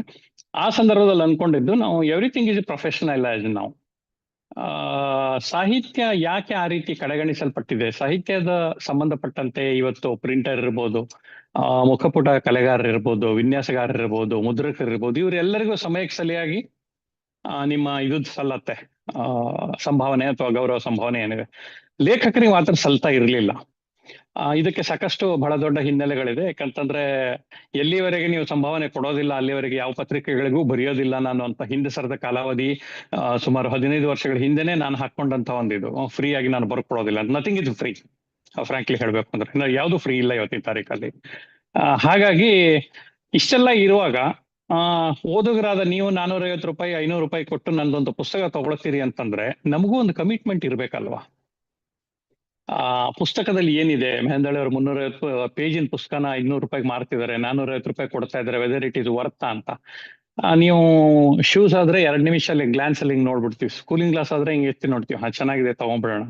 350 ಪುಟದ ಪುಸ್ತಕನ ಅಂಗಡಿಯಲ್ಲಿ ನಿಂತು ನೀವು ಜಡ್ಜ್ ಮಾಡಕ್ ಆಗಲ್ಲ. ಕವರ್ ಪೇಜ್ನ ಬಹಳ ಚೆನ್ನಾಗಿ ಕಾಣ್ಬೋದು, ಹೋಗಿ 2 ಪುಟ ಓದ್ತಿದ್ದಂಗೆನೆ ಅನ್ನಿಸಬಹುದು, ಇದು ಯಾಕೆ ತಗೊಂಡೆ, ಬರೀ ಕವರ್ ಪೇಜ್ ನೋಡಿ ತಗೊಂಡ, ಪೋಸ್ಟರ್ ನೋಡಿ ಫಿಲ್ಮ್ ಮುಗದಂಗ ಆಗ್ಬಾರ್ದು. ಹಾಗಾಗಿ ನನ್ನ ಉದ್ದೇಶ ಇದ್ದಿದ್ದು, ನೀವು ಯಾವುದೇ ಒಬ್ಬ ಹೊಸ ಬರಹ ಓದುಗನಿಗೆ ಮೊದಲ 2 ಪುಟ ಓದ್ಸೋದು ಅಷ್ಟೇ ಕಷ್ಟ ನನಗೆ. ಮೊದಲನೇ 2 ಪುಟ ಓದೋ ಅಷ್ಟು ಸಮಯ ಕೊಟ್ಟರೆ ಸಾಕು, ನಂತರದಲ್ಲಿ ನಾನು ಒಬ್ಬ ಓದುಗ ನನ್ನ ಬಳಗಕ್ಕೆ ಸೇರ್ಕೊಂಡ ಅಂತಾನೆ ಅರ್ಥ. ಆ ಒಂದು ಅಷ್ಟು ಸಿದ್ಧತೆಯಲ್ಲೇ ಪುಸ್ತಕಗಳನ್ನ ಬಿಡೋದಿಲ್ಲ ನಾನು. ಹಾಗಾಗಿ ಏನಂತಂದ್ರೆ, ಇದು ನಂದು ಕನ್ನಡದಲ್ಲಿ ಇದ್ದಂತಹ ಈ ಒಂದು ಗುಂಪುಗಾರಿಕೆ, ಆಮೇಲೆ ಸಾಹಿತ್ಯದ ರಾಜಕೀಯ, ಹೋಗದೇ ಇರೋ ಪುಸ್ತಕಗಳನ್ನು ಚಲಾವಣೆಯಲ್ಲಿ ಇಡಲಿಕ್ಕೆ ಸಾಧ್ಯ ಆಗಬಹುದಾದಂತ ಸಾಧ್ಯತೆ ಇರುವಂತ ಎಲ್ಲ ದಾರಿಗಳಲ್ಲಿ ಕಿರಿಕಿರಿಯ ಲೇಖಕರು ತೊಡಗಿಸ್ಕೊಂಡಿರೋದು ಬಹಳ ಕೆಟ್ಟ ಅಭ್ಯಾಸ ಇದು. ಯಾಕೆಂದ್ರೆ ಏನಾಗುತ್ತೆ ಅಂದ್ರೆ, ನಮ್ಮಲ್ಲಿ ಆ ಒಂದು ಕೆಪಾಸಿಟಿ ನನಗಿಲ್ಲ ಅಂದಾಗ ನಾವು ಬ್ಯಾಟಿಂಗ್ ಬಿಚ್ ದೂರೋದು, ಅವ್ನ್ ಬೌಲಿಂಗ್ ಸರಿ ಮಾಡಿಲ್ಲ ಅನ್ನೋದು, ಸಿಲೆಕ್ಷನ್ ಟ್ರಯಲ್ ಅಲ್ಲಿ ನನ್ನನ್ನು ಅದಕ್ಕೆ ಅಭ್ಯಾಸ ಮಾಡಿಸಿಲ್ಲ, ನಾವು ಬೇರೆ ಕಾರಣಗಳನ್ನ ಹುಡುಕ್ತೇವೆ. ಯಾವಾಗ ನಾನು ಕಾನ್ಫಿಡೆಂಟ್ ಆಗಿದೆ ನಾವು ಹೇಳ್ತೇವೆ ಬೌಲರ್ ಬೇಕಾದವ್ನು ಇರ್ಲಿ ಅಂತ. ಇದೇ ಸಿಸ್ಟಮ್. ನೀವು ಓದೋಗ್ರು ಬೇಕಾದವ್ರು ಇರ್ರಿ, ಪುಸ್ತಕ ಕೊಡೋದು ನನ್ನ ಕೆಲಸ. ಸೊ ಅದಕ್ಕೆ ಏನು ಆ ಗ್ಯಾರಂಟಿ ಹೇಗೆ ಕೊಡ್ಬೇಕು? ಏನ್ ಮಾಡಕ್ ಸಾಧ್ಯ? ಇದು ಗ್ಯಾರಂಟಿ ಜಮಾನ ಇದು ಜಗತ್ತಿನಲ್ಲಿ. ಸೊ ಹಾಗಾಗಿ ಆರಂಭವಾಗಿದ್ದು ಇದು 2016ರಲ್ಲಿ ಶುರುವಾಗಿದ್ದು. ಮೊದಲ ಪುಸ್ತಕ ಯಾವ ಪ್ರೀತಿ ಅನೈತಿಕವಲ್ಲ ನಾನು ಏನು ಬಿಡುಗಡೆ ಮಾಡದೆ. ಅವಾಗ್ಲೇನೆ ಶುರು ಆದಾಗ ನಾನು ನನ್ನ ಮೊದಲ ಪ್ರಕಾಶಕರು ವಿಕ್ರಮ್ ಪ್ರಕಾಶನದ ಹರಿಪ್ರಸಾದ್ ಮೋದ ಅಂತ, ಈಗಾಗಲೇ ಸುಮಾರು ಒಂದು 800ಕ್ಕೂ ಹೆಚ್ಚು ಪುಸ್ತಕಗಳನ್ನ ಪ್ರಕಟಣೆ ಮಾಡಿರುವಂತ ಪ್ರಕಾಶಕ ಅವರು. ಅವ್ರ ಜೊತೆಗೆ ಅನ್ಕೊಂಡೆ, ಸರ್ ಈ ಪುಸ್ತಕಗಳನ್ನ ಹೀಗೆ ಕೊಡಬಾರ್ದು, ಅವ್ರಿಗೆ ಒಂದು ಏನಾದ್ರು ಓದುಗರಿಗೆ ಅನ್ನಿಸ್ಬೇಕು, ಈ ಪುಸ್ತಕ ತಗೊಂಡ್ಮೇಲೆ ಇದು ನಮ್ಮ ಕಲೆಕ್ಷನ್ ಇರ್ಬೇಕು, ಆ ರೀತಿ ಅನ್ಸೋ ರೀತಿ ಮಾಡ್ಬೇಕು ಅಂತ. ಏನ್ ಮಾಡೋಣ ಅಂತ ಚರ್ಚೆ ಬಂದಾಗ ನಾನು ಹೇಳಿದೆ, ನೀವು ಮಾರಾಟ ಮಾಡಿ, ರೆಸ್ಪಾನ್ಸಿಬಿಲಿಟಿ ನಾನು ತಗೊಳ್ತೀನಿ. ಯಾರಾದ್ರೂ ಪುಸ್ತಕನ ವಾಪಸ್ ತಂದು ಕೊಟ್ರೆ ಹೇಳ್ಬಿಟ್ಟೆ ಕೊಡಿ ಅವರಿಗೆ, ಇದು ಲೇಖಕರು ನಿಮ್ಗೆ ಹಣ ಹಿಂದಿರಿಸ್ತಾರೆ ಅಂತ ಅಂದ್ಬಿಟ್ಟು. ಇಲ್ಲಿವರೆಗೆ ಸುಮಾರು ಎಲ್ಲ ಸೇರಿ ಲಕ್ಷಗಟ್ಟಲೆ ಪ್ರತಿಗಳು ಏನು ಖರ್ಚಾಗಿದ್ರು ಸಹಿತ ಒಂದು ಪುಸ್ತಕ ವಾಪಸ್ ಬಂದಿಲ್ಲ. ನಮ್ಮ ಕಾನ್ಫಿಡೆನ್ಸ್ ಅನ್ನ ಹೆಚ್ಚು ಮಾಡಿತು. ಆ ದೃಷ್ಟಿಯಲ್ಲಿ ಈಗಲೂ ಅದೇ ರೀತಿ ಪುಸ್ತಕಗಳನ್ನ ಮಾಡ್ಕೊಂಡು ಹೋಗ್ತಾ ಇದ್ದೇನೆ. ಬಹಳ ಸಂತೋಷ ಸರ್ ಇದು. ಸರ್, ಇದು ನೀವು ಯಾವ ಪ್ರೀತಿ ಅನೈತಿಕವಲ್ಲ ಹೇಳಿದಕ್ಕೆ ಒಂದು ಸಂದರ್ಶನ ನೋಡ್ತಾ ಇದೆ ನಿಮ್ದು. ಅದ್ರಲ್ಲಿ ನೀವು ಒಂದು ವಿಷಯ ಹೇಳಿದ್ರಿ, ಈ ಸಿನಿಮಾಗಳಿಗೆ ನಾವು ಟೀಸರ್ ಬಿಡುಗಡೆ ಮಾಡ್ತೀವಿ, ಈಗೀಗ ಕಿರುಚಿತ್ರಕ್ಕೂ ಟೀಸರ್ ಬಿಡುಗಡೆ ಮಾಡ್ತಾ ಇದ್ದೀರಾ. ಮೊಟ್ಟ ಮೊದಲ ಬಾರಿಗೆ ನೀವು ಈ ಪುಸ್ತಕಕ್ಕೆ ನೀವು ಟೀಸರ್ ಬಿಡುಗಡೆ ಮಾಡಿದ್ರಿ. ಸೊ ಈ ಐಡಿಯಾ ನಿಮ್ಗೆ ಹೆಂಗ್ ಬಂತು ಸರ್? ಒಂದು ಪುಸ್ತಕಕ್ಕೆ ನಾವು ಟೀಸರ್ ಬಿಡುಗಡೆ ಮಾಡಬೇಕು. ನನಗೆ ಅನ್ಸ್ತಾ ಇದು ಪ್ರಥಮ ಬಾರಿ ಕನ್ನಡ ಸಾಹಿತ್ಯ ಕ್ಷೇತ್ರದಲ್ಲಿ. ಹೌದು ಹೌದು. ಸೊ ಈ ಆಲೋಚನೆ ಹೆಂಗ್ ಬಂತು ನಿಮ್ಗೆ? ಸಾಮಾನ್ಯವಾಗಿ ಮೂವಿಗಳಿಗೆ ಪ್ರಮೋಷನ್ ಇದೆ, ಬೇರೆ ಬೇರೆ ಕೆಲವಕ್ಕೂ ಪ್ರಮೋಷನ್ ಇದೆ. ಕನ್ನಡ ಪುಸ್ತಕಗಳಿಗೆ ಪ್ರಮೋಷನ್ ಅನ್ನೋದೇ ಇರಲಿಲ್ಲ. 2015 ಮುಂಚಿನ ನೀವು ಸೋಷಿಯಲ್ ಮೀಡಿಯಾ ನೋಡಿದ್ರೆ ಅಥವಾ ಇನ್ನಿತರ ಯಾವುದೇ ವಿಭಾಗದ ಸಾಮಾಜಿಕ ಜಾಲತಾಣ ಇರ್ಬೋದು, ಪತ್ರಿಕೆಗಳಿರ್ಬೋದು, ಬಹಳ ಅಂದ್ರೆ ಆ ಸಂಪಾದಕನಿಗೆ ಲೇಖಕ ಬೇಕಾಗಿದ್ರೆ ಅವನ ಬಗ್ಗೆ ಒಂದು ಇಂಟರ್ವ್ಯೂ ಬರ್ತಾ ಇರೋದು, ಅವನ ಬಗ್ಗೆ ಒಂದು ಲೇಖನ ಬರ್ತಾ ಇರೋದು, ಇದೆಲ್ಲ ಸಂಪಾದಕರ ಮರ್ಜಿ. ಇಲ್ಲೂ ಕೂಡ ಸಾಕಷ್ಟು ಗುಂಪುಗಾರಿಕೆ ಇದೆ ಇದರಲ್ಲಿ. ಯಾವ ಲೇಖಕನ್ನ ಪ್ರೆಸೆಂಟ್ ಮಾಡಬೇಕು, ಯಾವ ಲೇಖಕನ್ನ ಪ್ರೆಸೆಂಟ್ ಮಾಡಬಾರದು, ಯಾವ ಪುಸ್ತಕಗಳನ್ನ ಮುನ್ನೆಲೆಗೆ ತರಬೇಕು, ಮುನ್ನೆಲೆಗೆ ತರಬಾರದು ಅಂತ ಅನ್ನೋಂಥ ಸಂದರ್ಭದಲ್ಲಿ 2015 ಅಂದ್ರೆ ಭಾರತದಲ್ಲಿ ಸಾಮಾಜಿಕ ಜಾಲತಾಣ ಸಾಕಷ್ಟು ಪಿಕಪ್ ತಗೊಳ್ತಿದ್ದಂತ ಕಾಲಾವಧಿ ಅದು. ಆ ಸಂದರ್ಭದಲ್ಲಿ ಅನ್ಕೊಂಡ್ವಿ ಇದನ್ನ ಬಿಟ್ಟು ಒಂದು ಮೀಡಿಯಾ ನಮ್ಮ ಕೈಲಿ ಇರುವಾಗ ಇದನ್ನ ತಲುಪೋದಕ್ಕೆ ಏನ್ ಮಾಡ್ಬೇಕು ಅಂತಂದಾಗ ಅವುಗಳಿಗೆ ಟೀಸರ್ ಬಿಡ್ತಾರೆ, ನಾವ್ಯಾಕೆ ಬಿಡಬಾರ್ದು ಅಂತ. ಸೊ ತತ್ಕ್ಷಣಕ್ಕೆ ನಾನು ನಮ್ಮ ಫ್ರೆಂಡ್ಸು ಸೇರ್ಕೊಂಡು ಹಾಗೆ ಒಂದು ವಿಡಿಯೋದಲ್ಲೇ ಮೊಬೈಲ್ ಅಲ್ಲಿ ಮತ್ತು ಡಿಜಿಟಲ್ ಕ್ಯಾಮ್ರಾದಲ್ಲಿ ಶೂಟಿಂಗ್ ಮಾಡಿದ್ವಿ. ನಾವೇ ಯಾರು ಎಡಿಟ್ ಮಾಡಿದ್ವಿ.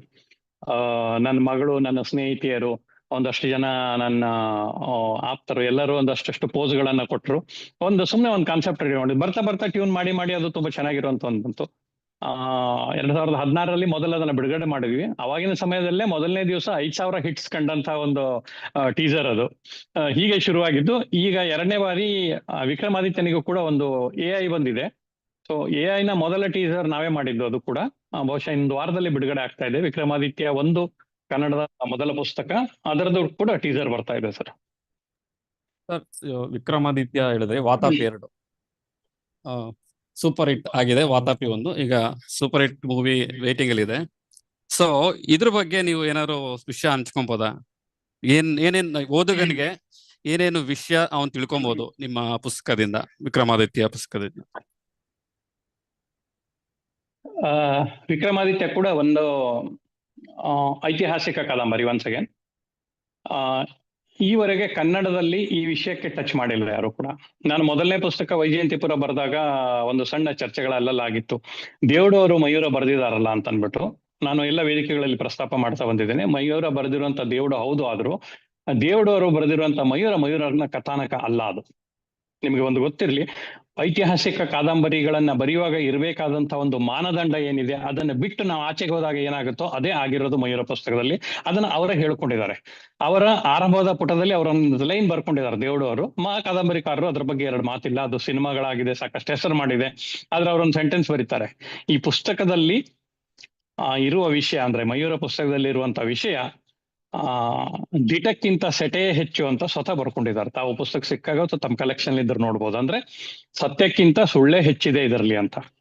ಅಂಥದ್ದನ್ನ ನಾನು ಐತಿಹಾಸಿಕ ಕಾದಂಬರಿ ಅಂತ ಒಪ್ಪೋದಿಲ್ಲ. ಯಾಕೆಂದ್ರೆ ಇತಿಹಾಸದ ಹೆಜ್ಜೆಗಳ ಮೇಲೆ ನಮಗೆ ಸಿಗುವ ಎಲ್ಲ ಸಾಕ್ಷಿಗಳನ್ನ, ಪುರಾವೆಗಳನ್ನ ಕ್ರೋಢೀಕರಿಸಿ ಅದನ್ನ ಕಥೆಯ ಟ್ರ್ಯಾಕ್ ಅಲ್ಲಿ ತಗೊಂಡ್ಬರ್ಬೇಕು ಹೊರತಾಗಿ ಕಥೆನ ಇಷ್ಟು ದೊಡ್ಡದು ಮಾಡ್ಬಿಟ್ಟು ಮಧ್ಯದಲ್ಲಿ ಎಲ್ಲೋ ಒಂದ್ ಕಡೆ 2 ಸಾಲು ನಾವು ಇತಿಹಾಸವನ್ನ ಸೇರಿಸೋದಲ್ಲ. ಇದು ಬಹಳಷ್ಟು ವ್ಯತ್ಯಾಸ ಇದೆ. ಇಲ್ಲಿವರೆಗಿನ ಬರ್ತಾ ಇದ್ದ ಕಾದಂಬರಿಗಳು ಅದೇನೆ.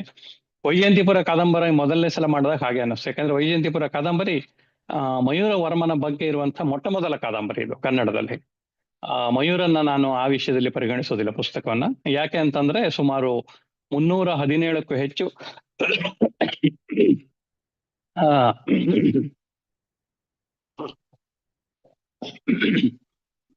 317ಕ್ಕೂ ಹೆಚ್ಚು ಪುರಾವೆಗಳನ್ನ ಆ ಪುಸ್ತಕದ ಅಡಿ ಟಿಪ್ಪಣಿಯಲ್ಲಿ ಕೊಟ್ಟಿದ್ದೇನೆ. ಅಂದ್ರೆ ಮಯೂರ ವರ್ಮನ ಕಥೆ ಏನಿದೆ, ಕದಂಬ ವಂಶದ ಸಂಸ್ಥಾಪಕನ ಕಥೆ ಏನಿದೆ, ಅದು ಟ್ರ್ಯಾಕ್ ನಿಂದ ಆಚೆಗೆ ಹೋಗ್ಬಾರ್ದು. ಕಥೆಯನ್ನ ನಾನು ಕಟ್ಟಿ ಕೊಡ್ಬೋದು. ಒಬ್ಬ ಲೇಖಕನಾಗಿ ಸೃಜನಾತ್ಮಕತೆ ಅನ್ನೋದನ್ನ ಸ್ವಲ್ಪ ಮಾತ್ರ ಬಳಸಬಹುದು. ಏನಂದ್ರೆ ನನಗಿರುವಂತ ಸ್ವತಂತ್ರ ಬಹಳ ಸಣ್ಣದು. ದಿ ಪೊಯಿಟಿಕ್ ಲಿಬರೇಟರಿ ಅಂತ ಏನ್ ಹೇಳ್ತೇವೆ, it is very small quantum ನಮ್ಗಿರೋದು. ಹಾಗೆ ಅದನ್ನ ಮಾಡ್ತಿರ್ಬೇಕಾದ್ರೆ ವಾತಾಪಿ 1 ಪುಸ್ತಕ ತರಬೇಕು ಅಂತ ಬಂತು. ಇಮ್ಮಡಿ ಪುಲಕೇಶಿ ಬಗ್ಗೆ ಮಾಹಿತಿ ಸಿಕ್ತು. ಅದನ್ನು ಕೂಡ ಅದೇ ರೀತಿ ದಾಖಲೆಗಳು. ಆದ್ರೆ ವಾತಾಪಿ ಹೀಗಾಗಿ ಕೆಲಸ ಮಾಡುವಾಗ ಯಾಕೆ ಯಾರು ಇವನಿಗಿಂತನೂ ದೊಡ್ಡ ಸಾಮ್ರಾಟ್ನಾಗಿ ಮೆರೆದಂತ ವಿಕ್ರಮಾದಿತ್ಯನ ಬಗ್ಗೆ, ಯಾಕಂದ್ರೆ ಎಲ್ಲಾ ಪುಸ್ತಕಗಳನ್ನ ನೀವು ನೋಡಿದ್ರೆ ಕನ್ನಡದಲ್ಲಿ ಬಂದಿರೋದು ಅಥವಾ ಇತಿಹಾಸದಲ್ಲಿ ಜಾಲತಾಣಗಳಲ್ಲಿ ಹುಡುಕಿದ್ರೆ 6ನೇ ವಿಕ್ರಮಾದಿತ್ಯ, 2ನೇ ವಿಕ್ರಮಾದಿತ್ಯ ಅಂತ ಬರುತ್ತೆ, ಉಜ್ಜಯಿನಿಯ ದೊರೆ ವಿಕ್ರಮಾದಿತ್ಯ ಅಂತ ಬರುತ್ತೆ. ಈ 1ನೇ ವಿಕ್ರಮಾದಿತ್ಯ ಇವನು ನೇರವಾಗಿ ಇಮ್ಮಡಿ ಪುಲಕೇಶಿಯ 3ನೇ ಮಗ. ಇವನು ಗೊತ್ತಿರ್ಲಿ. ಇಮ್ಮಡಿ ಪುಲಕೇಶಿ ಬಗ್ಗೆ ಎಷ್ಟು ದೊಡ್ಡ ಹೆಸರಿದೆಯೋ ಅದಕ್ಕಿಂತ ಅತಿ ದೊಡ್ಡ ಯುದ್ಧಗಳನ್ನು ಮಾಡಿದವನು. ಇಮ್ಮಡಿ ಪುಲಕೇಶಿ ಹರ್ಷವರ್ಧನ ಜೊತೆ ಗೆದ್ದು ದಕ್ಷಿಣಾಪತೇಶ್ವರ ಅಂತ ಹೆಸರು ಪಡೆದ ಅಂತಂತೆಲ್ಲ ಇತಿಹಾಸ ಇದೆ. ಹೌದು ಕೂಡ. ಅದು ಆಗಿನ ಕಾಲಕ್ಕೆ ಅತಿ ದೊಡ್ಡ ವಿಜಯ. ಅದು 6 ದಿನಗಳ ಕಾಲ ನಡೆದಂತ ಯುದ್ಧ. ಆದರೆ ಪುರವಲನಲ್ಲೂರು ಯುದ್ಧದಲ್ಲಿ ಇಡೀ ದಕ್ಷಿಣವನ್ನ ಗೆಲ್ಲಬೇಕಾಗಿ ಬಂದಾಗ ಅದು ಇಮ್ಮಡಿ ಪುಲಕೇಶಿ ಒಂದು ಕನಸಾಗಿರುತ್ತೆ, 3 ಶರದಿಗಳ ಒಡೆಯನಾಗಬೇಕು ಅಂತ, ಪೂರ್ವ, ಪಶ್ಚಿಮ ಮತ್ತು ದಕ್ಷಿಣದ. ಆದ್ರೆ ಇಮ್ಮಡಿ ಪುಲಕೇಶಿ ಕಾಲದಲ್ಲಿ ಅದು ಆಗೋದಿಲ್ಲ. ಅದನ್ನ ಅವನ ಮಗ ವಿಕ್ರಮಾದಿತ್ಯ ಸಾಧಿಸ್ತಾನೆ. 3 ಶರದಿಗಳ ಒಡೆಯ ಅನ್ನುವಂಥದ್ದೊಂದು ಬರುತ್ತೆ. ಆ ಸಂದರ್ಭದಲ್ಲಿ 14 ದಿನಗಳ ಕಾಲ ಸತತವಾಗಿ ಅವನು ಪುರವಲನಲ್ಲೂರಿನಲ್ಲಿ ಇಡೀ ದಕ್ಷಿಣ ಭಾರತದ ರಾಜ್ಯಗಳನ್ನ ಎದುರಿಸಿ ಯುದ್ಧವನ್ನ ಗೆಲ್ತಾನೆ. ಇದು ಮೊದಲನೇ ವಿಕ್ರಮಾದಿತ್ಯನ ಒಂದು ಕಥಾನಕ. ಅವನ ನಂತರದಲ್ಲಿ ಒಂದು 100 ವರ್ಷಗಳ ಕಾಲ ಬದಾಮಿ ಮೇಲೆ ಯಾವುದೇ ರೀತಿ ದಾಳಿ ಆಗುವುದಿಲ್ಲ. ಅಷ್ಟು ದೊಡ್ಡ ಮಟ್ಟದಲ್ಲಿ ಗೆಲುವು ಸಾಧಿಸ್ಬಿಟ್ಟಿರ್ತಾನೆ. ಸತತವಾಗಿ ಅವನ 3 ಜನ ಮಕ್ಕಳನ್ನ ನಡ್ಸ್ಕೊಂಡು ಹೋಗ್ತಾರೆ ಮುಂದಿನ ಡೈನಾಸ್ಟಿ. ಆ ವಿಕ್ರಮಾದಿತ್ಯನ ಕಾರಣದಿಂದಾಗಿ 1ನೇ ವಿಕ್ರಮಾದಿತ್ಯ, 2ನೇ ವಿಕ್ರಮಾದಿತ್ಯ, ಹೀಗೆ 6ನೇ ವಿಕ್ರಮಾದಿತ್ಯನವರೆಗೂ ಹೆಸರುಗಳು ಹೋಗಿದ್ದಿದೆ. ಅದು ಸದ್ಯದಲ್ಲಿ ಇನ್ನೊಂದು ವಾರ 10 ದಿವಸದಲ್ಲಿ ಪುಸ್ತಕ ಬರುತ್ತಾ ಇದೆ ಮಾರುಕಟ್ಟೆಗೆ. ಇಲ್ಲ ಒಂದು ಸಣ್ಣ ಟೀಸರ್ ಆಗುತ್ತೆ ಸರ್ ನೀವು ಸರ್. ನಾನು ಮುಂದಿನ ಪ್ರಶ್ನೆ ಏನು ಅಂದ್ರೆ, ನಾನು ನಿಮ್ಮನ್ನ ಸಂಚಾರಿ ಸಾಹಿತಿ ಅನ್ಬೋದಾ? ಯಾಕಂದ್ರೆ ನೀವು ಸಾಹಿತ್ಯಕ್ಕಾಗಿ ಸಂಚಾರ ಮಾಡ್ತಿರೋ ಸಂಚಾರದಲ್ಲಿ ಸಾಹಿತ್ಯ ಹುಡುಕ್ತಿರೋ. ಯಾಕಂದ್ರೆ ನೀವು ಇತ್ತೀಚೆಗೆ ಆಫ್ರಿಕಾಗೆ ಹೋಗಿದ್ರಿ, ಈಜಿಪ್ಟ್, ನೈಲ್ ಎಲ್ಲ ಫೋಟೋಸ್ ಎಲ್ಲ ನೋಡ್ತಾ ಇದ್ದೆ. ಪ್ರಕೃತಿ ಸೌಂದರ್ಯನ ನಾನು ಇಷ್ಟಪಡ್ತಾ ಇದ್ದೀರಾ, ನೋಡ್ತಾ ಇದ್ದೀರಾ. ಬಟ್ ನಿಮ್ಮ ಹತ್ರ ಮಾತಾಡ್ದಾಗ ಅನಿಸ್ತು ನೀವು ಅಲ್ಲಿಂದ ಏನೋ ಹುಡ್ಕೊಂಡು ಹೋಗಿದ್ದೀರಾ ಅಂತ. ಅಲ್ಲಿನ ಇತಿಹಾಸ ಏನಾದ್ರು ಹುಡ್ಕೊಂಡು ಹೋಗಿದ್ದೀರಾ ಅನ್ಸುತ್ತೆ. ಸೊ ಅದ್ರ ಬಗ್ಗೆ ನೀವು ಏನಾದ್ರೂ ಆಲೋಚನೆ ಮಾಡ್ತಾ ಇದ್ದೀರಾ? ಅಲ್ಲಿನ ಈಜಿಪ್ಟ್ ಇತಿಹಾಸದ ಬಗ್ಗೆ ನಮ್ಗೆ ಯಾರಿಗೂ ತಿಳಿದಿರೋವಂಥದ್ದು, ಅಥವಾ ಈಗ ಇರೋದನ್ನ ಬೇರೆ ರೀತಿಲಿ ನೀವು ನಿಮ್ಮ ಪ್ರಕಾರ ಅದನ್ನ ಹೊರತರೋದಕ್ಕೆ ಏನಾದ್ರು ಆಲೋಚನೆ ಮಾಡ್ತಾ ಇದ್ದೀರಾ? ಒಂದು ಇತಿಹಾಸದ ಪುಸ್ತಕ ನಾನು ವೈಜಯಂತಿಪುರ ಬರೋದಕ್ಕೆ ಮುಂಚೆನೂ ನನ್ನದೊಂದು ಡ್ರೀಮ್ ಇತ್ತು. ಜಗತ್ತಿನಲ್ಲೆಲ್ಲ ಹೆಸರು ಮಾಡಿರುವಂತ ಗ್ರ್ಯಾಂಡ್ ಟ್ರಂಕ್ ರೋಡ್ ಅನ್ನುವಂಥದಕ್ಕೆ ಕನೆಕ್ಟ್ ಆಗೋದು ನಮ್ಮ ರೇಷ್ಮೆ ವಸ್ತ್ರ ಸಿಲ್ಕ್ ರೂಟ್ ಅಂತ ಏನ್ ಹೇಳ್ತೇವೆ ಅದು. ಆದ್ರೆ ಕನ್ನಡದಲ್ಲಿ ಬಂದಿರಬಹುದಾದ ಬೇರೆ ಬೇರೆ ವಿಷಯ ಜಾನರಲ್ಲಿ ಮತ್ತೆ ಭಾಷೆಗಳಲ್ಲಿ ಬಂದಿರಬಹುದಾದ ವಿಷಯಗಳಲ್ಲಿ ಆ ರೂಟ್ ಅನ್ನ ಟ್ರಾವೆಲೇ ಮಾಡಿಲ್ಲ ಲೇಖಕರು. ಎಲ್ಲೂ ಕೂಡ ಒಂದು ಸಣ್ಣ ಎಕ್ಸಾಂಪಲ್ ಹೇಳ್ತೇನೆ ನಿಮ್ಗೆ. ಪುರಾಂಗ್ಲಾ ಅಂತ ಒಂದು ದಾರಿ ಇದೆ, ನೀವು ಹುಡುಕಿದ್ರು ಸಿಗೋದಿಲ್ಲ. ಇದು ಸುಮಾರೊಂದು ಏನಿಲ್ಲ ಅಂದ್ರೂ 1.5 ಕಿಲೋಮೀಟರ್ ಆ ಗುಹೆಯಲ್ಲಿ ನಾನು ಹೋಗಿ ಬಂದಿದ್ದೇನೆ. ಅದ್ರ ಬಗ್ಗೆ ಲೇಖನಗಳನ್ನು ಬರೆದಿದ್ದೇನೆ. ಅದು ಹಿಮಾಚಲ್ ಪ್ರದೇಶದಲ್ಲಿ ಒಳಗಡೆ ಇಳಿದ್ರೆ ಲೇ ಲಡಾಖಲ್ಲಿ ಮೇಲಕ್ಕೆ ಹೊರಗೆ ಬರುತ್ತಾ ರಸ್ತೆ. ಸಿಲ್ಕ್ ರೂಟ್ ಅಲ್ಲಿ ಬರುವಂತ ಒಂದು ದಾರಿಯ ಸಣ್ಣ ಭಾಗದ ವಿಷಯ ಹೇಳ್ತಾ ಇದ್ದೇನೆ ನಿಮಗೆ. ಈ ರೀತಿಯ ಸಣ್ಣ ಸಣ್ಣ ವಿಷಯ ಅಲ್ಲದೇ ಇರುವಂತ ಆದ್ರೆ ಬಹು ಪ್ರಾಮುಖ್ಯವಾದಂತ ವಿಷಯಗಳನ್ನ ಕಟ್ಟಿಕೊಡುವಂತಹ ವಿಷಯ ಏನಿದೆ ನಮ್ಮ ಭಾರತ ಇತಿಹಾಸದಲ್ಲಿ ಸಾಕಷ್ಟಿದೆ. ಅದರಿಂದಾಗಿ ನಮ್ಮ ಸಂಸ್ಕೃತಿ ಮೇಲೆ ಸಾಕಷ್ಟು ಪ್ರಭಾವ ಬೀರಿರೋದು ಕೂಡ ಹೌದು. ಆದ್ರೆ ನಾವೇನ್ ಮಾಡ್ತಾ ಇದೀವಿ ಅಂತಂದ್ರೆ ಗೂಗಲ್ ಎಕ್ಸ್ಟ್ರಾಕ್ಟರ್ಸ್ ಎಕ್ಸ್ಪರ್ಟ್ಸ್ ನಾವು. ತಕ್ಷಣ ತಗೊಳ್ತೀವಿ, ಅದನ್ನ ಟ್ರಾನ್ಸ್ಲೇಟ್ ಹೊಡಿತೀವಿ. ಇಲ್ಲ ಅಂತಂದ್ರೆ ಯಾರು ಅಲ್ಲಿ ಕೂತ್ಕೊಂಡಿರುವಂತ ಹರೀಶಿಗೆ ಫೋನ್ ಮಾಡ್ತೀವಿ, ಅಮೆರಿಕದಲ್ಲಿ 1-2 ಫೋಟೋ ಕಳಿಸ್ರಿ, ಲೇಖನಕ್ಕೆ ಬೇಕಿದೆ. ಆದ್ರೆ ಒಬ್ಬ ಬರಹಗಾರನಾಗಿ ನೀವು ಪ್ರದೇಶಗಳನ್ನ ಭೇಟಿ ಮಾಡಿದಾಗ, ಪ್ರವಾಸ ಮಾಡಿದಾಗ ಸಿಗುವ ಅನುಭವ ನಿಮಗೆ ಯಾವ ಕಾರಣಕ್ಕೂ ಈ ಗೂಗಲ್ ನಿಂದಾಗ್ಲಿ ಅಥವಾ ಇನ್ನೆಲ್ಲಿದೋ ವಿಡಿಯೋ ನೋಡೋದಾಗ್ಲಿ ಖಂಡಿತ ಸಿಗೋದಿಲ್ಲ. ಥೇಮ್ಸ್ ನಿಂದ ಟ್ರಾಯ್ ವರೆಗೆ ನಂದೊಂದು ಪ್ರವಾಸ ಕಥನ ಬರ್ತಾ ಇದೆ. ವೆಚ್ಚವಿಲ್ಲದೆ ವಿದೇಶ ಪ್ರಯಾಣ. ಯಾಕೆ ಅಂತಂದ್ರೆ ಸುಮಾರು 33 ದಿವಸಗಳ ಕಾಲ ನಾನು ಲಂಡನ್ ಅಲ್ಲಿದ್ದೆ. ನೀವು ನಂಬೋದಿಲ್ಲ, ನೀವು ಬಂದು ಹೋಗುವಂತ ಒಂದು ಫ್ಲೈಟಿನ ವೆಚ್ಚದಲ್ಲಿ ನಾನು 33 ದಿವಸ ಲಂಡನ್ ಅಲ್ಲಿ ಉಳಿದಿದ್ದೇನೆ. ಸಾಧ್ಯತೆ ಇದೆ ನಮಗೆ, ಯಾಕೆಂದ್ರೆ ನಾವು ಎಕ್ಸ್ಪ್ಲೋರ್ ಮಾಡಿಲ್ಲ. ಸ್ವಲ್ಪ ಅಭ್ಯಾಸ ಮಾಡ್ಬೇಕು, ಸ್ವಲ್ಪ ರಿಸ್ಕ್ ತಗೊಳ್ಬೇಕು, ಸ್ವಲ್ಪ ಓಡಾಟದ ಇದಿರುತ್ತೆ, ಅದು ಮಾಡ್ಬೇಕು. ಈ ರೀತಿಯ ಅನುಭವಗಳಿಗೆ ಎಕ್ಸ್ಪೋಜರ್ ಆದಾಗ ನಿಮಗೆ ಬರೆಯೋದಕ್ಕೆ ಇಷ್ಟು ವಿಷಯಗಳು ಸಿಗುತ್ತೆ ಅಂತಂದ್ರೆ ಅದು ಬರದೇ ಮುಗಿತಾ ಇಲ್ಲ ಇನ್ನೂವರೆಗೂ. ನನಗೆ ಅದನ್ನ ತರಕ್ಕೆ ಆಗಿಲ್ಲ ಆ ಪುಸ್ತಕನ. 22 ಡಿಸೆಂಬರ್ ನಾನು ಅಲ್ಲಿದ್ದೆ. 23, 24 ಕಳೆದೋಯ್ತು. ಪುಸ್ತಕ ಇನ್ನು ಆಚೆಗೆ ಬರ್ತಾ ಇಲ್ಲ. ಅಲ್ಲಿಂದ ಟರ್ಕಿಗೆ ಬಂದಿದೆ. ಟರ್ಕಿಯಲ್ಲಿರೋ ವಿಷಯಗಳಿರ್ಬೋದು. ಟರ್ಕಿಯ ಕಪಡೋಶಿಯಲ್ಲಿ ಜಗತ್ತಿನ ಅತ್ಯುತ್ತಮವಾದ ಹಾಟ್ ಏರ್ ಬಲೂನ್ ಇದು ಅಂತ ಹೇಳ್ತಾರೆ. ಯಾಕೆ ಹೇಳ್ತಾರೆ? ಆಮೇಲೆ ಅಲ್ಲಿ ಪಮುಕಲೆಯಲ್ಲಿ ಇದಿದೆ, ನೀರಿನ ಕೊಳಗಳಿದೆ. ಏನ್ ಸ್ಪೆಷಲ್ ಆಗಿದ್ರೆ ಅದನ್ನು ಕೂಡ ಇದನ್ನ ಎಕ್ಸ್ಪ್ಲೋರ್ ಮಾಡಬೇಕಿತ್ತು. ಈ ರೀತಿ ಒಂದಷ್ಟು ಭೂ ನಿಸರ್ಗ ನಿರ್ಮಿತ ಇರ್ಬೋದು ಅಥವಾ ನಮ್ಮ ಒಂದು ಇದಿರ್ಬೋದು, ವಿಶೇಷತೆಗಳು ಬಹಳ ಚೆನ್ನಾಗಿದ್ದಾವೆ. ನಿಜ ಹೇಳ್ಬೇಕು ಅಂದ್ರೆ ಭಾರತದಲ್ಲಿರುವಷ್ಟು ವಿಶೇಷತೆಗಳು ಜಗತ್ತಿನ ಯಾವ ಭಾಗದಲ್ಲೂ ಇಲ್ಲ. ಪ್ರತಿ ಸಲ ಹೋದಾಗೂ ನಾನು ಅನ್ಕೊಳ್ತೇನೆ. ಆದ್ರೆ ಅವುಗಳನ್ನ ಸಂದರ್ಶನ ಮಾಡದೆ ಹೋದ್ರೆ, ಅವುಗಳನ್ನ ಒಬ್ಬ ಲೇಖಕನಾಗಿ ನಾನು ಆ, ಒಂದ್ ಇದಕ್ಕೆ ಎಕ್ಸ್ಪೋಜರ್ ಆಗದೆ ಹೋದ್ರೆ ಇವುಗಳ ಬಗ್ಗೆನೂ ಮಾಹಿತಿ ಸಿಗುವುದಿಲ್ಲ. ನಮ್ಮ ದೇಶದ ಅಷ್ಟೂ ರಾಜ್ಯಗಳಲ್ಲಿ ಕನಿಷ್ಠ ಒಂದು ತಿಂಗಳ ಸಂಚಾರ ಮಾಡಿದೆ ನಾನು, ಮೇಲಿನಿಂದ ಕೆಳವರೆಗೆ ಅಷ್ಟೂ ರಾಜ್ಯಗಳಲ್ಲೂ. ಹಲವು ಭಾಷೆ ಇರ್ಬೋದು, ಜನ ಇರ್ಬೋದು, ಪ್ರತಿ 30 ಕಿಲೋಮೀಟರ್ 50 ಕಿಲೋಮೀಟರ್ಗೆ ಬದಲಾಗುವಂತ ನಮ್ಮ ಸಂಸ್ಕೃತಿ ಇರ್ಬೋದು. ಇವೆಲ್ಲ ಬಹಳ ಒಂದು ಇದು ಕೊಡುವಂತ ವಿಷಯ. ಹಾಗಾಗಿ ಪ್ರವಾಸ ಈಜಿಪ್ಟ್ ಹಾಗೂ ಆಫ್ರಿಕಾದ ಇದ್ರವರೆಗೂ ನಾನು ಹೋಗಿದ್ದೆ. ನೈಲ್ ನದಿ ಗುಂಟ ಪ್ರವಾಸ ಮಾಡಿದ್ದೇನೆ. 1 ವರ್ಷ ನಿರೀಕ್ಷೆ ಮಾಡಿ ಸರ್, ಕೊಡೋಣ. Thank you sir. ಮತ್ತೆ ವೈಜಯಂತಿಪುರ, ಮಯೂರವರ್ಮನ ಸಾಹಸಗಾಥೆ. ಸೊ ಇದ್ರಲ್ಲಿ ಒಂದು ವಿಶೇಷ ನೋಡಿದೆ, ಫೇಸ್ಬುಕ್ ಅಲ್ಲಿ ಹಿಂಗೆ ನೋಡ್ಬೇಕಾದ್ರೆ ಒಂದು ಫೋಟೋ ಬಂತು. ಆ ಫೋಟೋದಲ್ಲಿ ಏನಿದೆ ಅಂದ್ರೆ ರಾಜ ಲಾಂಛನಗಳು ಪಕ್ಕದಲ್ಲಿ ವೈಜಯಂತಿಪುರ ಬುಕ್ಕಿಟ್ಟು ಒಂದು ಫೋಟೋ ಕಳ್ಸಿದ್ರು. ಅದು ನನಗೆ ವಿಶೇಷ ಅನಿಸ್ತು. ಅದ್ರ ಬಗ್ಗೆ ನೀವೇ ವೀಕ್ಷಕರಿಗೆ ಹೇಳಿದ್ರೆ ಇನ್ನೂ ಚೆನ್ನಾಗಿ ಅನ್ಸುತ್ತೆ. ಅದು ಏನಕ್ಕೆ ಆ ತರ ಫೋಟೋ ಕಳ್ಸಿದ್ರು ಮತ್ತೆ ಯಾರು ಕಳ್ಸಿದ್ರು, ಅದ್ರ ಹಿಂದೆ ಸ್ಟೋರಿ ಏನು ಅಂತ. ಸರ್, ಆಕ್ಚುಲಿ ವೈಜಯಂತಿಪುರ ಪುಸ್ತಕ ಬಿಡುಗಡೆ ಆಗಿ ಆಲ್ರೆಡಿ 6-7 ಮುದ್ರಣ ಆಗೋಗಿತ್ತು, 1 ವರ್ಷ ಆಗೋಗ್ಬಿಟ್ಟಿತ್ತು. ದಸರೆ ಹೊತ್ತಿಗೆ ಒಂದು ಫೋಟೋ ಬಂತು ಒಂದು ವಾಟ್ಸಪ್ ಅಲ್ಲಿ. ಸಾಕಷ್ಟು ರಾಜಮುದ್ರೆ, ಲಾಂಛನ, ಖಡ್ಗಗಳು ಆ ತರ ಎಲ್ಲ ಇಟ್ಟು ಅದರ ಜೊತೆಗೆ ಒಂದು ಮಧ್ಯದಲ್ಲಿ ಪೀಠದ ಪಕ್ಕದಲ್ಲಿ ವೈಜಯಂತಿಪುರ ಪುಸ್ತಕ ಇಟ್ಟು ಅದಕ್ಕೆ ಪೂಜೆ ಮಾಡಿದ್ದಾರೆ. ನಾನು ಯಾವ್ದೋ ಪ್ರವಾಸದಲ್ಲಿದ್ದೆ, ತಕ್ಷಣಕ್ಕೆ ರೆಸ್ಪಾಂಡ್ ಮಾಡಕ್ಕೆಲ್ಲ ಹಾಕಿದೆ ಅವ್ರಿಗೆ, ನಾನು ಹೊರಗಡೆ ಇದ್ದೇನೆ ಮತ್ತೆ ಬಂದ ತಕ್ಷಣ ಮಾತಾಡ್ತೇನೆ ಅಂತ. ಬೆಂಗಳೂರಿಗೆ ಬಂದ ತಕ್ಷಣ ಸಂಪರ್ಕ ಮಾಡಿದೆ. ಅವ್ರು ಹೇಳಿದ್ರು, ಸರ್ ನಾವು ಕದಂಬರ ರಾಜರು ಈಗೇನಿದ್ದಾರೆ ಅವ್ರದ್ದು 4ನೇ ತಲೆಮಾರಿನ ಹುಡುಗ ನಾನು, ನಿಮ್ಮ ಪುಸ್ತಕವನ್ನ ಇಟ್ಟು ಪೂಜೆ ಮಾಡಿದ್ದೇವೆ. Shock actually. ಯಾಕಂದ್ರೆ ನಮ್ಮ ದೃಷ್ಟಿಯಲ್ಲಿ ನಮಗೆಲ್ಲರಿಗೂ ಗೊತ್ತಿರುವ ಕದಂಬ ರಾಜ ವಂಶಸ್ಥರು ಇಲ್ಲವೇ ಇಲ್ಲ ಅಂತ ಅನ್ಕೊಂಡ್ಬಿಟ್ಟಿದ್ವಿ ನಾವು. ತತ್ಕ್ಷಣಕ್ಕೆ ಸಂಪರ್ಕ ಮಾಡಿದೆ. ಕೇರಳದಲ್ಲಿ ಈಗಲೂ ಕದಂಬರು ಕೊನೆಯಲ್ಲಿ ಬೇರೆ ಬೇರೆ ಶಾಖೆಗಳಾಗಿ ಒಡೆದೋಗ್ಬಿಟ್ರು, ಗೋವೆ ಕದಂಬರು ಮತ್ತು ಹಾನಗಲ್ ಕದಂಬರು. ಈಗ ಇರುವಂತವರು ಹಾನಗಲ್ ಕದಂಬರ ರಾಜ ಮಾರ್ತಾಂಡ ಅಂತ ಅಂದ್ಬಿಟ್ಟು ನೆಲೆಸಿದ್ದಾರೆ. ತತ್ಕ್ಷಣಕ್ಕೆ ಅವ್ರನ್ನ ಸಂಪರ್ಕ ಮಾಡಿದೆ, ಅವ್ರ ಜೊತೆ ಮಾತಾಡಿದೆ. ಅವರ ಈಗಿನ ಏನು ಹೊಸ ತಲೆಮಾರಿನ ಹುಡುಗ ಇದ್ದಾನೆ, ಅವರು ಒಳ್ಳೆ ಫ್ರೆಂಡ್ ಆದ್ರು.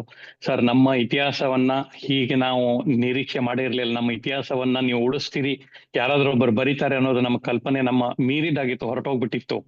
ಕೇಳೋರೇ ಇಲ್ಲೋ ಅಂತ ಸಂದರ್ಭದಲ್ಲಿ ಇಷ್ಟು ಒಳ್ಳೆ ಒಂದು ನಮ್ಮ ಡೈನಾಸ್ಟಿ ಬಗ್ಗೆ ಕಾದಂಬರಿಯ ರೂಪದಲ್ಲಿ ದಾಖಲೆಗಳ ಸಮೇತ ನಮಗೆ ಒಂದು ಅಥೆಂಟಿಕ್ ಆಗಿ ಪುಸ್ತಕ ಕೊಟ್ಟಿದ್ದೀರಿ. ಹಾಗಾಗಿ ಇದಕ್ಕಿಂತ ಏನ್ ಮಾಡ್ಬೇಕಂತ ಗೊತ್ತಾಗ್ಲಿಲ್ಲ. ಹಾಗಾಗಿ ದಸರೆ ಸಂದರ್ಭದಲ್ಲಿ ಇದಕ್ಕೂ ಒಂದು ಪೂಜೆ ಸಲ್ಲಿಸಿದ್ವಿ ನಾವು. ಬಹುಶಃ ಏನ್ ಮಾತಾಡ್ಬೇಕಂತ ಗೊತ್ತಾಗ್ಲಿಲ್ಲ. ಒಂದಷ್ಟು ಹೊತ್ತು ಬಿಟ್ಟು ಮತ್ತೆ ಫೋನ್ ಮಾಡಿ ಹೇಳಿದೆ, ಸರ್ ಒಂದು ಸಮಯ ಕೊಡಿ, ಬಂದು ಭೇಟಿ ಆಗ್ತೇನೆ ಅಂತ ಅನ್ಬಿಟ್ಟು.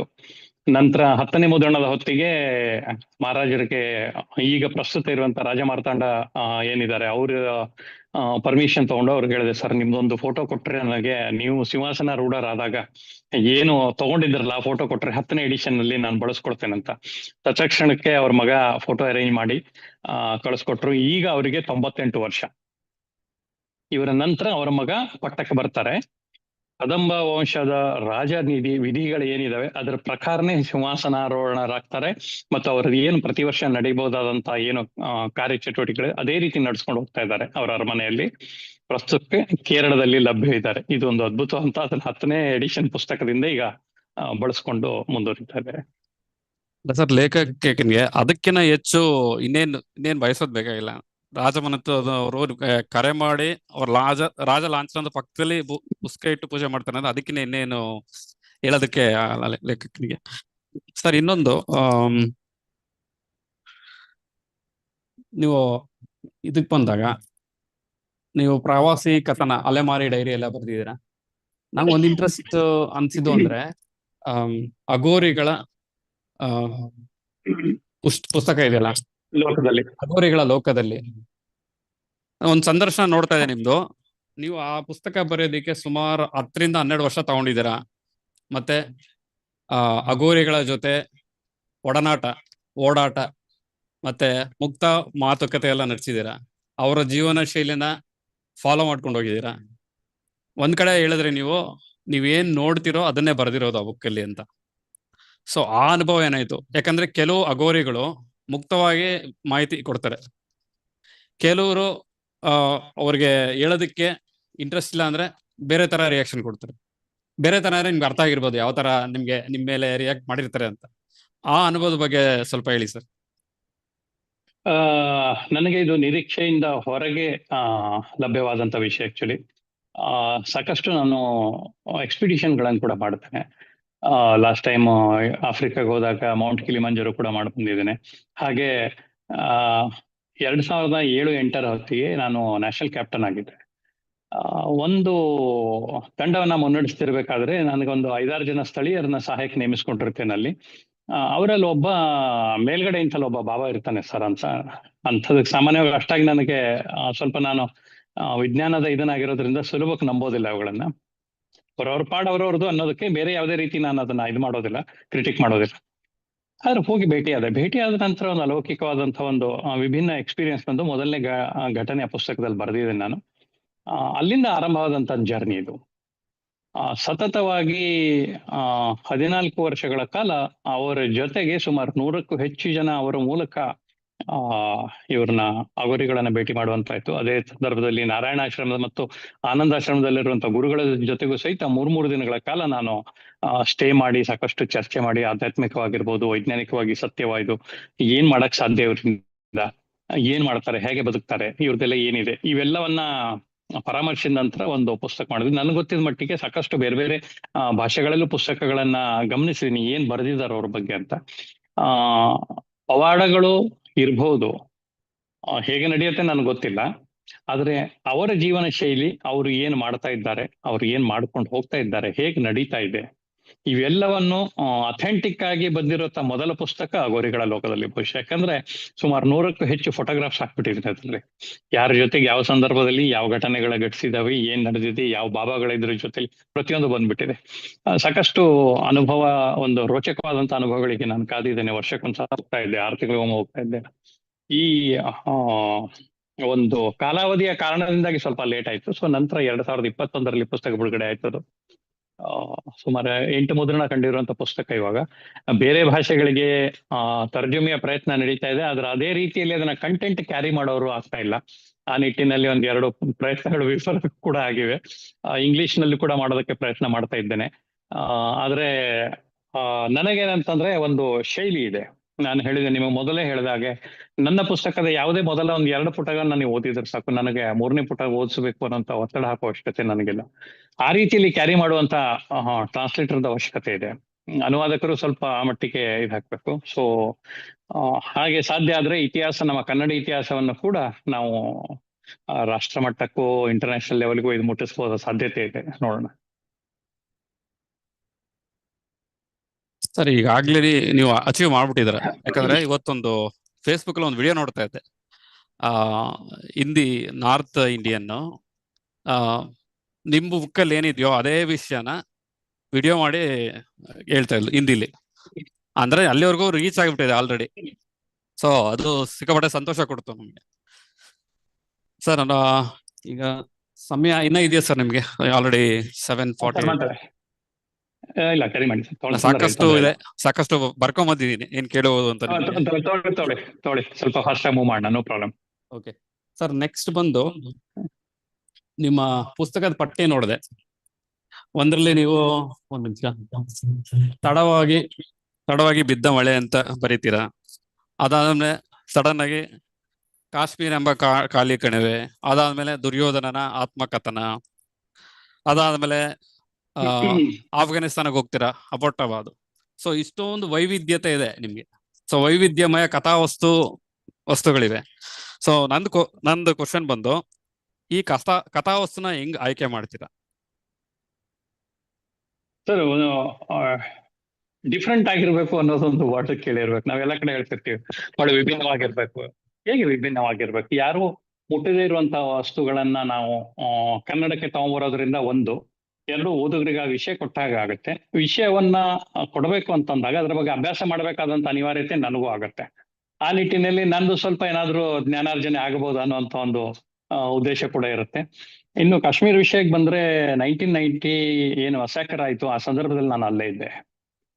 Very second day first flight ಅಲ್ಲೇ ನಾನು ಜಮ್ಮು ಕಾಶ್ಮೀರಕ್ಕೆ ಹೋಗಿದ್ದೆ ಸಂದರ್ಭದಲ್ಲಿ.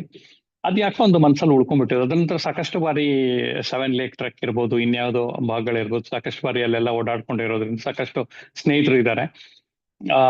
ಮತ್ತೆ ಕಾಶ್ಮೀರದ ವಿಷಯ ಬಂದಾಗ ಒಂದು ಕಾಲಂ ಬರೆದೆ ನಾನು. ಕಾಶ್ಮೀರ ಒಂಚೆ ಒಂದು ಬರ್ದಿದ್ದೆ, ಕಾಶ್ಮೀರ ಎಂಬ ಖಾಲಿ ಕಣಿವೆ ಅಂತ. ಅದರ ನಂತರದಲ್ಲಿ ಇನ್ನೊಂದು ಕಾಲ ಮಾಡಿದ್ವಿ, ಅನ್ಟೋಲ್ಡ್ ಸ್ಟೋರಿ ಆಫ್ ಕಾಶ್ಮೀರ್ ಅಂತ ಅಂದ್ಬಿಟ್ಟು. ಕಂಟೆಂಟ್ ಏನಿದೆ ಅಂತಂದ್ರೆ ಸಾಕಷ್ಟು ಜರ್ನಲ್ಸ್ಗಳಲ್ಲಿ ಅಂದ್ರೆ ಏನಿಲ್ಲಾದ್ರೂ 1,00,000 ಪುಟ ಕಂಟೆಂಟ್ ಸಿಗ್ಬೋದು ನಿಮ್ಗೆ. ಬಟ್ ಈ ಪುಸ್ತಕದಲ್ಲಿ ಜನರೇಟ್ ಮಾಡಿರುವಂತ ನಾನು ಏನು ಹಾಕಿದ್ದೇನೆ, ಎಲ್ಲಿ ಪುಸ್ತಕಗಳು ಎಲ್ಲಿಂದ ತಗೊಂಡಿದ್ದೇನೆ, ಅದೆಲ್ಲೂ ಸಿಕ್ಕೋದಿಲ್ಲ. ಹಾಗಾಗಿ the untold story of Kashmir ಅಂತ ಒಂದು ಪುಸ್ತಕ ಮಾಡ್ಬೇಕಾಗುಂಟು. ಅಬೋಟಬಾ ಅಂತ ಅನ್ನೋದು ನಾವು ಬಹಳ ಸೂಪರ್ಫಿಷಿಯಲ್ ಆಗಿ ಅಬ್ಸರ್ವ್ ಮಾಡುವಂತ ಒಂದು ಭಯೋತ್ಪಾದಕ ಲೋಕ ಏನಿದೆ, ಅದು ಹಾಗಿಲ್ಲ ಅದಕ್ಕೆ. ಹಾಗಾಗಿ ಏನಂದ್ರೆ ಅದ್ರ ಮೇಲೆ ಒಂದು ಪುಸ್ತಕ ಮಾಡ್ಬೇಕು ಅಂತಿತ್ತು ನನಗೆ. ಎಷ್ಟು ಆಳವಾಗಿದೆ ಇಂಟರ್ನ್ಯಾಷನಲ್ ಇದು ಅಂತಂದ್ರೆ, ಟೆರರಿಸಂ ಪ್ಲಸ್ ಅದರ ಜೊತೆಗೆ ಭೂಗತ ಲೋಕ ಎರಡೂ ಸೇರ್ಕೊಂಡಿವೆ ಅಂತಂದ್ರೆ ಇಂಟರ್ನ್ಯಾಷನಲ್ ಟೆರರಿಸಂದ ವಿಷಯಕ್ಕೆ ಸಂಬಂಧಪಟ್ಟಂತದ್ದು. ನೀವು ನಂಬೋದಿಲ್ಲ, ಬಹುಶಃ ಕಂದಹಾರ್ ವಿಮಾನ ಅಪಹರಣ ಏನಾಯ್ತು ಭಾರತದಲ್ಲಿ ಅಷ್ಟು ವರ್ಷಗಳ ಹಿಂದೆ, that was the first experiment. 9/11 incident ಅನ್ನ ಯಾವ ರೀತಿ ಮಾಡ್ಬೇಕು ಅನ್ನೋದಕ್ಕೆ ಮಾಡಿರುವಂತ ಒಂದು ಪ್ರಯೋಗ ಆಗಿತ್ತು ಅದು. ಅದು ನಾನು ಪುಸ್ತಕದಲ್ಲಿ ತರೋವರೆಗೆ ಯಾರ ಗಮನಕ್ಕೂ ಬಂದಿರಲಿಲ್ಲ. ಅದನ್ನ ಕನಿಷ್ಠ ಏನಿಲ್ಲ ಅಂತಂದ್ರು ಕನ್ನಡದ ಒಂದು 10 ಚಾನೆಲ್ಗಳು ಅದನ್ನ ಕಾಪಿ ಹೊಡೆದು ಹೇಳ್ಕೊಂಡು ಓಡಾಡಿದಾರೆ ಅವಾಗ. ಈ ರೀತಿ ಆ ಒಂದು ಲಾಜಿಕಲ್ ಕನೆಕ್ಟ್ ಇದೆಯಲ್ಲ, ಬೇಸ್ಡ್ ಆನ್ ದಿ ರಿಯಾಲಿಟಿ, ಆ ವಿಷಯಗಳನ್ನ ತಗೊಂಡೋಗಿ ಬಂದಾಗ ಅದು ಎಲ್ಲಿ ಎಂಡ್ ಆಗತ್ತೆ ಅಂದ್ರೆ ಅಬೋಟಾಬಾದಲ್ಲಿ ಅವನನ್ನು ಹೊಡೆದಾಕ್ತಾರೆ, ಒಸಾಮಾ ಬಿನ್ ಲಾಡೆನ್. ಸೊ ಅಲ್ಲಿಗೆ ಎಂಡ್ ಆಗತ್ತೆ ಅದು ಪುಸ್ತಕ. ಅದು ಕಾದಂಬರಿ ರೂಪದಲ್ಲಿ ತಗೊಂಬಂದಿದ್ರು ಅದು ವಿಷಯಗಳು ಸಾಕಷ್ಟು ಪ್ರಸ್ತುತ ವಿದ್ಯಮಾನದ ವಿಷಯಗಳನ್ನೇ ಒಳಗೊಂಡಿರುವಂತದ್ದು. ಹಾಗಾಗಿ ಅದನ್ನ ಅಬೋಟಾಬಾದ್ ಅಂತ ಬಹಳ ಇಂಟರ್ನ್ಯಾಷನಲ್ ಟೆರರಿಸಂದ ವಿಷಯ ಒಳಗೊಂಡಿರುವಂತದ್ದು. ಅದೇ ರೀತಿ ಇನ್ನೊಂದು ಮಾದಕ ದೊರೆ ಅಂತ ಒಂದು ಪುಸ್ತಕ ಮಾಡಿದೆ, ದಿ ಇಂಟರ್ನ್ಯಾಷನಲ್ ಕ್ರೈಮ್. ಅದು ಭೂಗತ ಲೋಕದ ಇದು. ಪಾಬ್ಲೋ ಎಸ್ಕೋಬಾರ್ನ ಬಗ್ಗೆ ನೀವು ಸಾಕಷ್ಟು ಮೂವಿ ನೋಡಿರ್ತೀರಿ. ಆದ್ರೆ ಒಂದು ಮೂವಿಗೂ ಒಬ್ಬ ಬರಹಗಾರ ಒಂದು ಪುಸ್ತಕ ರಿಯಾಲಿಟಿ ಇಟ್ಟುಕೊಂಡು ಕೊಟ್ಟಾಗ ಏನಾಗುತ್ತೆ ಡಿಫ್ರೆನ್ಸ್ ಅಂತ ಅನ್ನೋದು ಮಾದಕ ದೊರೆ ಪುಸ್ತಕ ಮಾಡಿದೆ. ಈಗ ಒಂದಷ್ಟು ಬೇರೆ ಬೇರೆ ಜಾನರ್ಲಿ ಸ್ವಲ್ಪ ಪುಸ್ತಕಗಳನ್ನು ಮಾಡೋದು ಒಂದು ಅಭ್ಯಾಸ ಸರ್.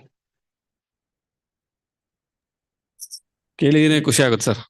ನಿಮ್ಮ ಪುಸ್ತಕ 30 ಪುಸ್ತಕ ತಗೊಂಡ್ರೆ ನಾವು ಸಾಕಷ್ಟು ವಿಷಯಗಳು 30 ಪುಸ್ತಕದಲ್ಲ ಸಿಕ್ಬಿಡುತ್ತೆ ನಮ್ಗೆ. ಸರ್ ಇನ್ನೊಂದು, ನೀವು ಇಷ್ಟೊಂದು ಬ್ಯುಸಿ ಇರ್ತೀರಾ, ಸದಾ ಚಟುವಟಿಕೆ, ಬೇರೆ ಬೇರೆ ಕಾರ್ಯಕ್ರಮಗಳು ಇರ್ತದೆ, ಕೆಲಸ ಇರುತ್ತೆ ಒಂದ್ ಕಡೆ, ಕೆಲಸ ಆದ್ಮೇಲೆ ಸಾಹಿತ್ಯದ ಚಟುವಟಿಕೆ ಮತ್ತೆ ಫ್ಯಾಮಿಲಿಗೂ ಟೈಮ್ ಕೊಡ್ತೀರಾ. ಇದರ ನಡುವೆ ನಿಮ್ಗೆ ಬರೆಯೋದಕ್ಕೆ ಯಾವಾಗ ಆಗುತ್ತೆ? ಯಾಕೆ ಈ ಪ್ರಶ್ನೆ ಕೇಳ್ತಾ ಇದೀನಿ ಅಂದ್ರೆ, ನನ್ನ ಕೆಲವು ಸ್ನೇಹಿತರು ಚೆನ್ನಾಗಿ ಬರೀತಾರೆ, ಅವರು ಕೆಲಸನೂ ಮಾಡ್ತಾರೆ, ಚೆನ್ನಾಗೂ ಬರೀತಾರೆ. ಇತ್ತೀಚೆಗೆ ಬರೆಯೋದ ಬಿಟ್ಬಿಟ್ಟಿದ್ದಾರೆ. ಏನೋ ಒಂದು ಕೇಳಿದ್ರೆ ನನಗೆ ಓದಕ್ಕೆ ಟೈಮ್ ಇಲ್ಲ, ಏನಕ್ಕೆ ಬರೀರ್ಲಿ ಅಂತ. ಅಂತವ್ರಿಗೆ ನೀವು ಯಾವ ತರ ಉತ್ತರ ಕೊಡ್ಬೋದು ಸರ್? ಉತ್ತರ ಅಂತಲ್ಲ, ಇಲ್ಲಿರುವಂತ ಎಲ್ಲ ಕೇಳೋಗರಲ್ಲ ಒಂದು ಪ್ರಶ್ನೆ. ಸಾಮಾನ್ಯವಾಗಿ ನಾವು ನಮ್ಮ ದಿನನಿತ್ಯದ ಆಕ್ಟಿವಿಟಿಗಳ ಜೊತೆಯಲ್ಲಿ ವೀಕೆಂಡ್ ಅಲ್ಲಿ ಒಂದು ಪಾರ್ಟಿ ಮಾಡೋಣ ಅಂತಿರುತ್ತೆ, ಅಥವಾ ನಾಳೆ ಸಾಯಂಕಾಲ ಇದ್ದಕ್ಕಿದ್ದಾಗ ಒಂದು ಪ್ಲಾನ್ ಆಗ್ಬಿಡತ್ತೆ, ಕ್ಲಬ್ಗೆ ಹೋಗೋಣ, ಇನ್ನೊಂದ್ ಕಡೆ ಹೋಗೋಣ.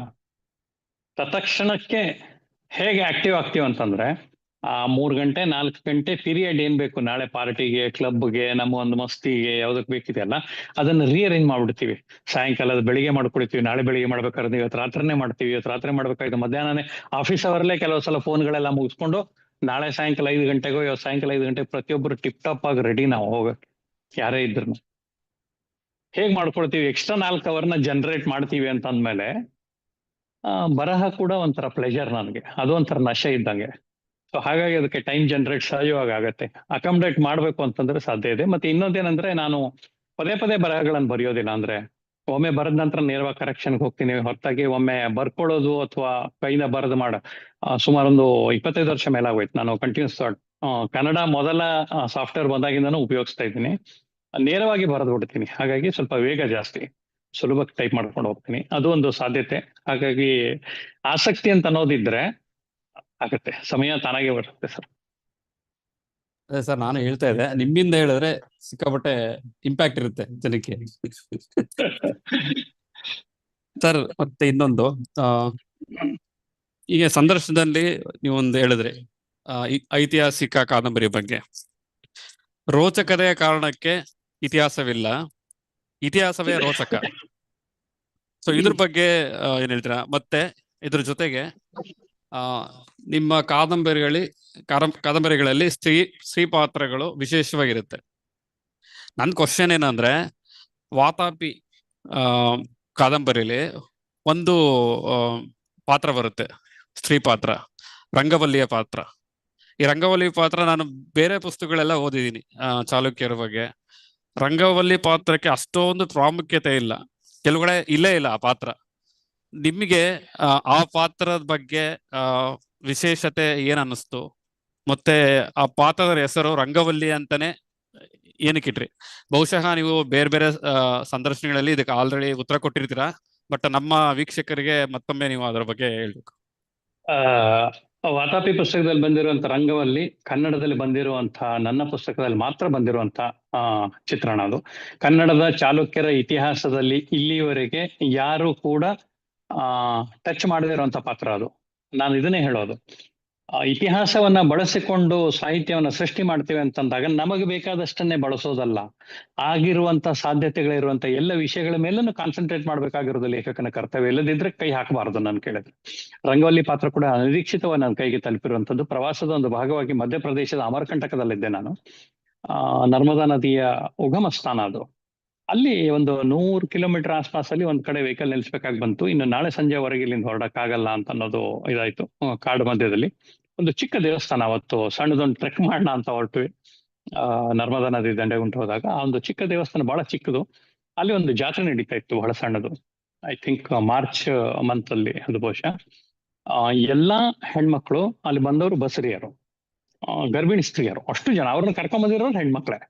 ಒಂದು 300-400 ಜನ ಹೆಂಗಸರು ಸೇರ್ಕೊಂಡಿದ್ದಾರೆ. ಎಲ್ಲರೂ ಒಂದೇ ತರದ್ದು ಕಲರ್ ನಲ್ಲಿ ಡ್ರೆಸ್ ಹಾಕೊಂಡು, ಸೀರೆ ಉಟ್ಕೊಂಡು ಡ್ರೆಸ್ ಹಾಕೊಂಡು ಅಲ್ಲಿ ಇದು ಮಾಡ್ತಾರೆ. ಏನಿದು ಕತೆ, ಏನ್ ನಡೀತಾ ಇದೆ? ಜಾತ್ರೆ ನಡೀತಾ ಇದೆ, ಒಳ್ಳೆ ಸ್ವೀಟ್ ಎಲ್ಲ ಇತ್ತು, ನಾವು ಪ್ರಸಾದ ತಗೊಂಡ್ವಿ, ಅಲ್ಲೇ ಊಟ ಅಂತ ಆಗೋಯ್ತು ಅಂತ ಅಂದ್ಬಿಟ್ಟು ಕೇಳಿದಾಗ ಒಂದು ಸ್ಟೋರಿ ಬಂತು. ಇಲ್ಲಿರೋ ಈ ಒಂದು ದೇವತೆ ಹೆಸರು ರಂಗವಲ್ಲಿ ಅಂತ ಅನ್ನೋದನ್ನ ನಾನು ಕೊಟ್ಟಿರೋದು, ಅದು ನನ್ನ ಪೊಯಿಟಿಕ್ ಲಿಬರೇಟಿನ ಯೂಸ್ ಮಾಡ್ಕೊಟ್ಟಿರೋದು. ಬಟ್ ಅವಳ ಒಂದು ಏನು ದೇವಸ್ಥಾನ ಇದೆ, ಯಾಕಿದೆ ಅಂತಂದ್ರೆ ಅವಳ ಕಾರಣದಿಂದಾಗಿ ನರ್ಮದಾ ನದಿ ತೀರದಲ್ಲಿ ನಡೆದಂತಹ ಯುದ್ಧದಲ್ಲಿ ಹರ್ಷವರ್ಧನ ದಕ್ಷಿಣದ ಸಾಮ್ರಾಟನಿಂದ ಸೋತ ಅನ್ನುವಂಥದ್ದು ಒಂದು ಕಥಾನಕ ಸಿಗುತ್ತದೆ. ಒಮ್ಮೆಲೆ ಸ್ಟ್ರೈಕ್ ಆಯ್ತು ನನ್ಗೆ, ಯಾಕಂದ್ರೆ ಹರ್ಷವರ್ಧನ ಸೋಲಿಸಿರುವಂತಹ ಏಕೈಕ ಸಾಮ್ರಾಟ ಅಂದ್ರೆ ಇಮ್ಮಡಿ ಪುಲಕೇಶಿ. ಅವನಿಗೂ ಇವಳಿಗೂ ಈ ಒಂದು ಕಥೆಗೂ ಎಲ್ಲಿ ಸಂಬಂಧ ಅಂತಂದಾಗ ಒಂದಷ್ಟು ಹುಡುಕಿದಾಗ ಅವಳು ಇಮ್ಮಡಿ ಪುಲಕೇಶಿಯ ಇದರಲ್ಲಿ ಸೈನ್ಯದಲ್ಲಿ ಬಂದು ಈ ಒಂದು ಹರ್ಷವರ್ಧನ್ ಜೊತೆಗಿನ ಯುದ್ಧದಲ್ಲಿ ಮೊದಲ ವ್ಯೂಹವನ್ನ ಮುರಿದಂಥವಳು ರಂಗವಲ್ಲಿ. 6 ದಿನಗಳ ಕಾಲ ಯುದ್ಧ ಆಗುವ ಮುಂಚೆ ಸತತವಾಗಿ ಕಾಯ್ಕೊಂಡು ನಿಂತಿರ್ತಾರೆ ಎರಡೂ ಕಡೆ. ಯಾರಿಗೂ ನದಿ ದಾಟಿ ದಾಳಿ ಮಾಡುವಂತ ಅವಕಾಶನೇ ಸಿಕ್ತಿರೋದಿಲ್ಲ. ಈ ವ್ಯೂಹವನ್ನ ಹೇಗೆ ಮುರಿಬೇಕು ಅಂತಂದಾಗ ಅವಳು ಹೇಳ್ತಾಳೆ. ಅದಕ್ಕೆ ಹೇಳ್ತಾನ ಅವನು, ತಾಯಿ ನೀನ್ ಯಾರು ಅಂತ ಕೇಳಿದಾಗ ಇಮ್ಮಡಿ ಪುಲಕೇಶಿ ಹೇಳ್ತಾನ ಅವನು, ನಿಮ್ಮ ದೇಹ ಮತ್ತು ರಕ್ತವನ್ನ ದೇಶಕ್ಕಾಗಿ ಇಷ್ಟು ವರ್ಷಗಳ ಕಾಲ ಬಲಿ ಕೊಟ್ಟಿದ್ದೀರಿ, ಒಂದು ಸಲ ಅವಕಾಶ ನಮಗ್ ಕೊಡಿ.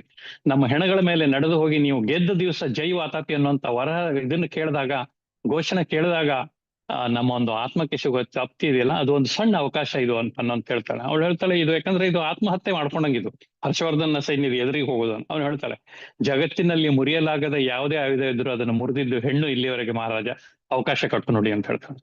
ಸೊ ಆ ರೀತಿ ಒಂದು ಪಾತ್ರವನ್ನ ಅದಕ್ಕೆ ಬೇಕಾಗಿರುವಂತಹ ಒಂದಷ್ಟು ಹೇಗಾಗಿರ್ಬೋದು ಏನು ಅಂತ ಒಂದೊಂದು ಪರಿಕಲ್ಪನೆ ಏನಿದೆ ಅದು ನನ್ನ ಸೃಷ್ಟಿ. ಅದರಲ್ಲಿ ಇದರ ಜೊತೆಗೆ ಪೂರಕವಾದ ಮಾಹಿತಿ ಏನು ಅಂದ್ರೆ ಸಮಷ್ಟು ಹುಡುಕಿದಾಗ ಅಲ್ಲಿ ಈಗಲೂ ಒಂದು 100ಕ್ಕೂ ಹೆಚ್ಚು ಕನ್ನಡದ ಕುಟುಂಬಗಳಿದ್ದಾವೆ. ಅವರು ನೀವು ಓದಿರ್ತೀರಿ, ಒಂದು 4-5 ತಿಂಗಳ ಹಿಂದೆ ಕನ್ನಡಪ್ರಭದಲ್ಲಿ ಒಂದು ಸುದ್ದಿ ಇತ್ತು. ಅಲ್ಲಿಂದ ಒಂದು ಮುಖ್ಯಮಂತ್ರಿಗಳು ಒಂದು ಕಾಗದ ಬರೆದಿದ್ರು ಅವರು, ನಮ್ಗೆ ಇಲ್ಲಿರುವಂತ ಕನ್ನಡ ಕುಟುಂಬಕ್ಕಾಗಿ ಒಂದು ಶಾಲೆ ಮಾಡ್ಕೊಡಿ ಅಂತ. ಅದು ಬಹುಶಃ ಹೇಗೆ ಅಂತಂದ್ರೆ ಆಗ ಹೋದ ಸಾಕಷ್ಟು ಸೈನಿಕರು ಹಿಂದೆ ಇಲ್ಲ, ಯಾಕಂದ್ರೆ ಲಕ್ಷಾಂತರ ಜನರ ವಲಸೆ ಅದು ಸೈನ್ಯ ಅವಾಗ ನಡೆದೋದಂತ ಸಾರ್ಥ. ಅಲ್ಲಿ ಉಳಿದ ಕುಟುಂಬ ಆಗಿರ್ಬಹುದು ಬಹುಶಃ. ಹೀಗೆ ಆ ಮಾಹಿತಿಗಳು ಲಭ್ಯ ಆಗಿರೋದನ್ನ ಇದು ಮಾಡಿದಾಗ, ಅಥೆಂಟಿಕ್ ಆಗಿರುವಂತಹ ಮಾಹಿತಿಗಳು ಸಿಕ್ಕಾಗ ಅದನ್ನು ಬಳಸ್ಕೊಳ್ಬೇಕು. ಅಲ್ಲಿಂದ ಶುರುವಾಗಿದ್ದು ವಾತಾಪಿ ಕಾದಂಬರಿ ಚಿತ್ರಣ ಆರಂಭ ಅವಳು ಆಕ್ಚುಲಿ. ಇನ್ನು ಸಾಮಾನ್ಯವಾಗಿ ಇತಿಹಾಸದಲ್ಲಿ ಮಹಿಳೆಯರ ಪಾತ್ರಗಳು ಬಹಳ ಗೌಣ. ಎಲ್ಲೋ ಕೆಲವೊಂದಷ್ಟು ಇತಿಹಾಸಗಳಲ್ಲಿ ಬಹಳ ವಿರೋಚಿತವಾದಂತ ಪಾತ್ರ ವಹಿಸಿದ್ದಾರೆ ಅಂತ ಅನ್ನೋದನ್ ಬಿಟ್ರೆ, ಯಾಕಂದ್ರೆ ಇಮ್ಮಡಿ ಪುಲಕೇಶಿ ನಂತರದಲ್ಲಿ ವಿಕ್ರಮಾದಿತ್ಯನ ಚರಿತ್ರೆಯಲ್ಲಿ ಕೂಡ ಅಷ್ಟೇ ಅನಿವಾರ್ಯವಾಗಿ ವಿಜಯ ಭಟ್ಟಾರಿಕೆ ಅನ್ನುವಂಥವಳು ವಾತಾಪಿಯನ್ನ ನಡೆಸ್ತಾಳೆ ಅಂತ ಅನ್ನೋದನ್ನ ಬಿಟ್ರೆ ಎಲ್ಲೂ ಪಾತ್ರಗಳಿಗೆ ಅವಕಾಶನೇ ಇಲ್ಲ. ಮತ್ತು ಸಾಹಿತ್ಯದಲ್ಲಿ ದಾಖಲೆಗಳು, ಇತಿಹಾಸದಲ್ಲಿ ದಾಖಲೆಗಳು ಕೂಡ ಇಲ್ಲ. ಅದ್ರ ಮುಂಚೆ ನೀವು ಒಂದು ಮಾತು ಹೇಳಿದ್ರೆ ಅದನ್ನ ನಾನು ಪ್ರತಿ ಸಲ ಹೇಳ್ತಿರ್ತೀನಿ, ಓದುಗರ ರೋಚಕತೆಗಾಗಿ ಇತಿಹಾಸನ ಸೃಷ್ಟಿ ಮಾಡಬಾರ್ದು. ಕನ್ನಡದಲ್ಲಿ ಕೆಟ್ಟ ಪರಂಪರೆ ಬೆಳೀತಾ ಇದೆ ಈ ಬಗ್ಗೆ. ತಮಗೆ ತಿಳಿದಂಗೆ ಸನ್ನಿವೇಶಗಳನ್ನ ನಿರ್ಮಾಣ ಮಾಡ್ಬಿಡೋದು, ತಮಗೆ ತಿಳಿದಂತೆ ಪಾತ್ರಗಳನ್ನು ಬೆಳೆಸಿಬಿಡೋದು, ತಮ್ಮ ಜಾತಿಯನ್ನು, ತಮ್ಮ ಗುಂಪಿನವನ್ನು, ತಮ್ಮ ಮತದವನು ಅನ್ನೋ ಕಾರಣಕ್ಕೆ ಯಾರ್ಯಾರನ್ನು ಬೆಳೆಸಿಬಿಡ್ಬೋದು. ಇದೆಲ್ಲ ರೋಚಕತೆಗಳು. ಇತಿಹಾಸ ಇರೋದೇ ರೋಚಕತೆ ಮೇಲೆ. ನಿಮ್ಮಿಂದ ಏನೋ ರೋಚಕತೆ ಇತಿಹಾಸಕ್ಕೆ ಬೇಕಾಗಿಲ್ಲ. ನಮ್ಮ ಹತ್ರ ಕೊಡ್ಲಿಕ್ಕಂತ ರೋಚಕತೆ ಇಲ್ಲವೂ ಇಲ್ಲ. ಇದು ಅರ್ಥ ಮಾಡ್ಕೊಳ್ಬೇಕಾದಂತ ವಾಸ್ತವ ಇದು. ಯಾಕಂದ್ರೆ ಎಂಥ ಇತಿಹಾಸ ಅಂದ್ರೆ ನಾವಂತ ಅಪಾಯಗಳನ್ನ, ಅಂತ ವಾಸ್ತವಗಳನ್ನ ಎದುರಿಸೇ ಇಲ್ಲ ನಾವು. ಅಂತ ಇತಿಹಾಸ ನಮ್ದು. ಇನ್ನು ನಮ್ಮ ರೋಚಕತೆ ಅಂತ ಒಂದು ನಗೆಪಾಟಲಿಗಿಡುವಂತ ಸೃಷ್ಟಿಗಳನ್ನ ಮಾಡಿದ್ದಾರೆ. ನೀವು ಬಹಳ ಇದರಿಂದ ವೈಭವದಿಂದ ಓದ್ತಿರುವಂತ ಪಾತ್ರಗಳು ಕೇವಲ ಸಾಮಂತರು, ಕೆಲವು ದಳವಾಯಿಗಳನ್ನ ಯಾವ ಮಟ್ಟಕ್ಕೆ ಇರಿಸಿದ್ದಾರೆ, ಕೆಲವು ಮಹಿಳಾ ಪಾತ್ರಗಳು ಕನ್ನಡದಲ್ಲಿ ಇದಾವೆ, ಅವುಗಳ ಹೆಸರಲ್ಲಿ ಪ್ರಶಸ್ತಿಗಳೇನು, ಅವುಗಳು ನಿಜವಾಗಿ ನೋಡಿದ್ರೆ ಇತಿಹಾಸದಲ್ಲಿ ಆ ಪಾತ್ರಗಳೇ ಇಲ್ಲ. ಇದನ್ನ ಸಾಕಷ್ಟು ಬಹಳ ಕನ್ನಡದ ಹೆಸರಾಂತ ಹಿರಿಯ ಇತಿಹಾಸ ಕಾದಂಬರಿಕಾರರು ಬರೆದಿದ್ದಾರೆ ಕಾದಂಬರಿಗಳು ಅವುಗಳ ಮೇಲೆ. ಆದ್ರೆ ಆ ಪಾತ್ರಗಳು ಇತಿಹಾಸದಲ್ಲಿ ಇರಲೇ ಇಲ್ಲ. ಅಂತ ಸಾಕಷ್ಟು ಚರಿತ್ರೆಗಳು ನಮ್ಮಲ್ಲಿ ಇತಿಹಾಸದ ರೂಪದಲ್ಲಿ ಬರ್ತಾ ಇದಾವೆ. ಈ ಬಗ್ಗೆ ನನಗೆ ಅದಕ್ಕೆ ಒಂದೇ ಮಾತು ನಾನು ಹೇಳೋದು, ಇತಿಹಾಸದಲ್ಲಿ ನಿಮ್ಮ ಪುಸ್ತಕಕ್ಕೆ ರೋಚಕತೆ ಬರಬೇಕು ಅಂತ ದಯವಿಟ್ಟು ರೋಚಕತೆಯನ್ನ ಸೃಷ್ಟಿಸಬೇಡಿ. ಇತಿಹಾಸದಲ್ಲಿ ಬೇಕಾದಷ್ಟು ರೋಚಕತೆ ಇದೆ, ಅವುಗಳನ್ನ ಹೊರಗೆ ಎಳೆಯೋಣ. ಧನ್ಯವಾದ ಸರ್. ನನ್ನ ಕಡೆಯಿಂದ ಕೊನೆ ಪ್ರಶ್ನೆ. ಇದಾದ ನಂತರ ಇಲ್ಲಿ ವೀಕ್ಷಕರ ಪ್ರಶ್ನೆಗಳು ಬರುತ್ತೆ. ಸೊ ಈಗ ನೀವು ಹೇಳಿದ್ರೆ ನಿಮ್ಮ ಕಾದಂಬರಿಗಳಿಗೆ ಪ್ರತಿಕ್ರಿಯೆಗಳು ಬರ್ತಾ ಇರ್ತದೆ. ಸೊ ಋಣಾತ್ಮಕನೂ ಇರುತ್ತೆ, ಧನಾತ್ಮಕನೂ ಇರುತ್ತೆ. ಋಣಾತ್ಮಕ ಪ್ರತಿಕ್ರಿಯೆ ಬಂದಾಗ ಅದಕ್ಕೆ ನಿಮ್ಮ ಪ್ರತಿಕ್ರಿಯೆ ಹೇಗಿರುತ್ತೆ ಸರ್? ಯಾವುದೇ ಪ್ರತಿಕ್ರಿಯೆಗಳಿಗೂ ನಾನು ರಿಪ್ಲೈ ಮಾಡ್ತೇನೆ. ಸಾಮಾನ್ಯ ಇಮೇಲ್ ಬರುತ್ತೆ, ಫೇಸ್ಬುಕ್ ಅಲ್ಲಿ ಬರುತ್ತೆ, ವಾಟ್ಸ್ಆಪ್ ಅಲ್ಲಿ ಬರ್ತಿರುತ್ತೆ, ಸಾಮಾನ್ಯ ಬರುತ್ತೆ. ನನಗೆ ಏನಂತ ಹೇಳ್ತಾರೆ, ಇನ್ಸ್ಪಿರೇಷನಲ್ ರೀತಿಯಲ್ಲಿ ಋಣಾತ್ಮಕ ಪ್ರತಿಗಳು ಬಹಳ ಬಂದಿದೆ. ಅಂದ್ರೆ ಸರ್, ಪೇಜ್ ನಂಬರು ಇಷ್ಟರಲ್ಲಿ ನೀವು ಈ ರೀತಿ ಒಂದು ಮಾಹಿತಿ ಇದೆ, ಬಟ್ ನಿಮ್ಮ ಓದು ನಮ್ಗೆ ಬರೆಯುವ ಓಘದಲ್ಲಿ, ನಮ್ಮ ಓಗದಲ್ಲಿ ಅದು ಕಳೆದು ಹೋಗುತ್ತೆ, ಗೊತ್ತಾಗೋದಿಲ್ಲ. ಆದ್ರೆ ಅದು ಮುಂದಿನ ಬಾರಿ ಓದಿದಾಗ ಅದು ಗಮನಕ್ಕೆ ಬಂದಿರುತ್ತೆ. ಅದು ಪೇಜ್ ನಂಬರ್ ಇದರಲ್ಲಿ ಈ ರೀತಿಯ ಸ್ಟೇಟ್ಮೆಂಟ್ ಕೂಡ ಬಂದಿದೆ, ಇವೆರಡು ಮ್ಯಾಚ್ ಆಗೋದಿಲ್ಲ. ಈ ರೀತಿ ಮಾಹಿತಿಗಳು ನಂಗೆ ಬರ್ತವೆ. ಅದನ್ನ ಮುಂದಿನ ಪರಿಷ್ಕೃತ ಮುದ್ರಣಗಳಲ್ಲಿ ಅದನ್ನ ಸರಿ ಮಾಡಿರ್ತೀನಿ ನನಗೆ. ಯಾಕಂತಂದ್ರೆ ಇತಿಹಾಸದ ಡೆಪ್ತ್ ಎಷ್ಟು ಅಂತಂದ್ರೆ ಇಂಥ ಕಾದಂಬರಿಗಳನ್ನ ಬರೆಯುವಾಗ ಅದು ಇಷ್ಟು ವಿಷಯಗಳು ತುಂಬಿಕೊಂಡಿರುತ್ತೆ. ನಾನು ಮತ್ತೊಂದಂದ್ರೆ ನೋಟ್ ಮಾಡಿರೋದಿಲ್ಲ ಸಾಮಾನ್ಯ, ಅದೊಂದು ಗ್ರಾಫಿಕಲ್ ಸ್ಟೈಲ್ ಅಲ್ಲಿ ಇರುವಂತ ಒಂದು ಪೇಜ್ ಇರುತ್ತೆ ನನ್ನ ಎದುರಿಗೆ. ಫುಲ್ಲು ಗ್ರಾಫ್ ತರ ಹಾಕೊಂಡಿರ್ತೀನಿ, ಯಾವ್ದು ಎಲ್ಲಿ ಕನೆಕ್ಟ್ ಆಗುತ್ತೆ, ಅಲ್ಲಿಂದ ಎಲ್ಲಿ ಬರುತ್ತೆ, ಮತ್ತೆ ಯಾವ್ದು ಹೋಗ್ಬೇಕು, ಈ ರೀತಿ ಒಂದು ಗ್ರಾಫಿಕಲ್ ರಿಪ್ರೆಸೆಂಟೇಷನ್ ಇರುತ್ತೆ, ಹೊರತಾಗಿ ಬರಹಗಳ ರೂಪದಲ್ಲಿ ಇರೋದಿಲ್ಲ. ಹಾಗಾಗಿ ಟೈಪ್ ಮಾಡುವಾಗ ಏನಾಗಿರುತ್ತೆ ಅಂತಂದ್ರೆ ಬಹಳ ದೊಡ್ಡ ಇವುಗಳ ಆಗೋಗ್ಬಿಡುತ್ತೆ, ನಮ್ಮಿಂದ ಗೊತ್ತೇ ಆಗುದಿಲ್ಲ. ಈ ಮನುಷ್ಯ ಸತ್ತ ಅಂತ ಬರೆದ್ಬಿಟ್ಟು ಅವನ ಬಗ್ಗೆ ಮತ್ತೆ ಇನ್ನೊಂದು ಸ್ಟೇಟ್ಮೆಂಟ್ ಕೊಟ್ಟಿರ್ತೀವಿ ಕೆಲವು ಕಡೆ. ಇದು ಬರಹದಲ್ಲಿ ಆಗುವಂತ ಸಣ್ಣ ಪುಟ್ಟ ತಪ್ಪುಗಳು ನಮ್ಮಿಂದನೂ ಆಗ್ತವೆ. ಅದನ್ನ ತಕ್ಷಣಕ್ಕೆ ಗಮನಕ್ಕೆ ತಂದಾಗ ಪುಟ ನೋಡ್ಬಿಟ್ಟು ಹೌದಲ್ಲ ಅಂತ ಅಂದ್ಬಿಟ್ಟು ತಕ್ಷಣಕ್ಕೆ ರಿವರ್ಟ್ ಮಾಡ್ತೀವಿ. ಮುಂದಿನ ಇದರಲ್ಲಿ ಅದನ್ನ ಪರಿಷ್ಕ್ರಮ ಕೂಡ ಮಾಡಿದ್ದಿದೆ. ಅಂಥದ್ದು ಒಂದಷ್ಟು ಮಾಹಿತಿಗಳು ಬರುತ್ತೆ. ಇನ್ನು ಚೆನ್ನಾಗಿದೆ, ಅದು ಸಹಜವಾಗಿ ಬರುವಂತಹ ಒಂದು ರಿಪ್ಲೈ ಕೂಡ. ಅದೇ ಸರ್, ಈಗ ಚೆನ್ನಾಗಿದೆ ಅನ್ನೋರು ಸಿಕ್ಕಾಪಟ್ಟೆ ಇದ್ದಾರೆ. ಇದು ಚೆನ್ನಾಗಿಲ್ಲ ಅಂದ್ರೆ ಅದು ಲೇಖಕರಿಗೆ ಒಂಥರ ಪಾಸಿಟಿವ್ ಆಗಿ ತಗೋಬೇಕಲ್ಲ ಸರ್, ಎಲ್ಲಾದ್ರೂ ಇಂಪ್ರೂವ್ಮೆಂಟ್ ಗೆ ನಮ್ಗೆ ಅಲ್ಲಿ ಅವಕಾಶ ಸಿಗುತ್ತೆ. ಚೆನ್ನಾಗಿಲ್ಲ ಇಲ್ಲಿ. ಹೌದೌದು, ಹೌದು. ಓಕೆ ಸರ್, ಇವಾಗ ನಮ್ಮ ಪ್ರೇಕ್ಷಕರಿಂದ ನಿಮಗೆ ಕೆಲವು ಪ್ರಶ್ನೆಗಳಿದೆ, ಹೇಳಿ ಸರ್.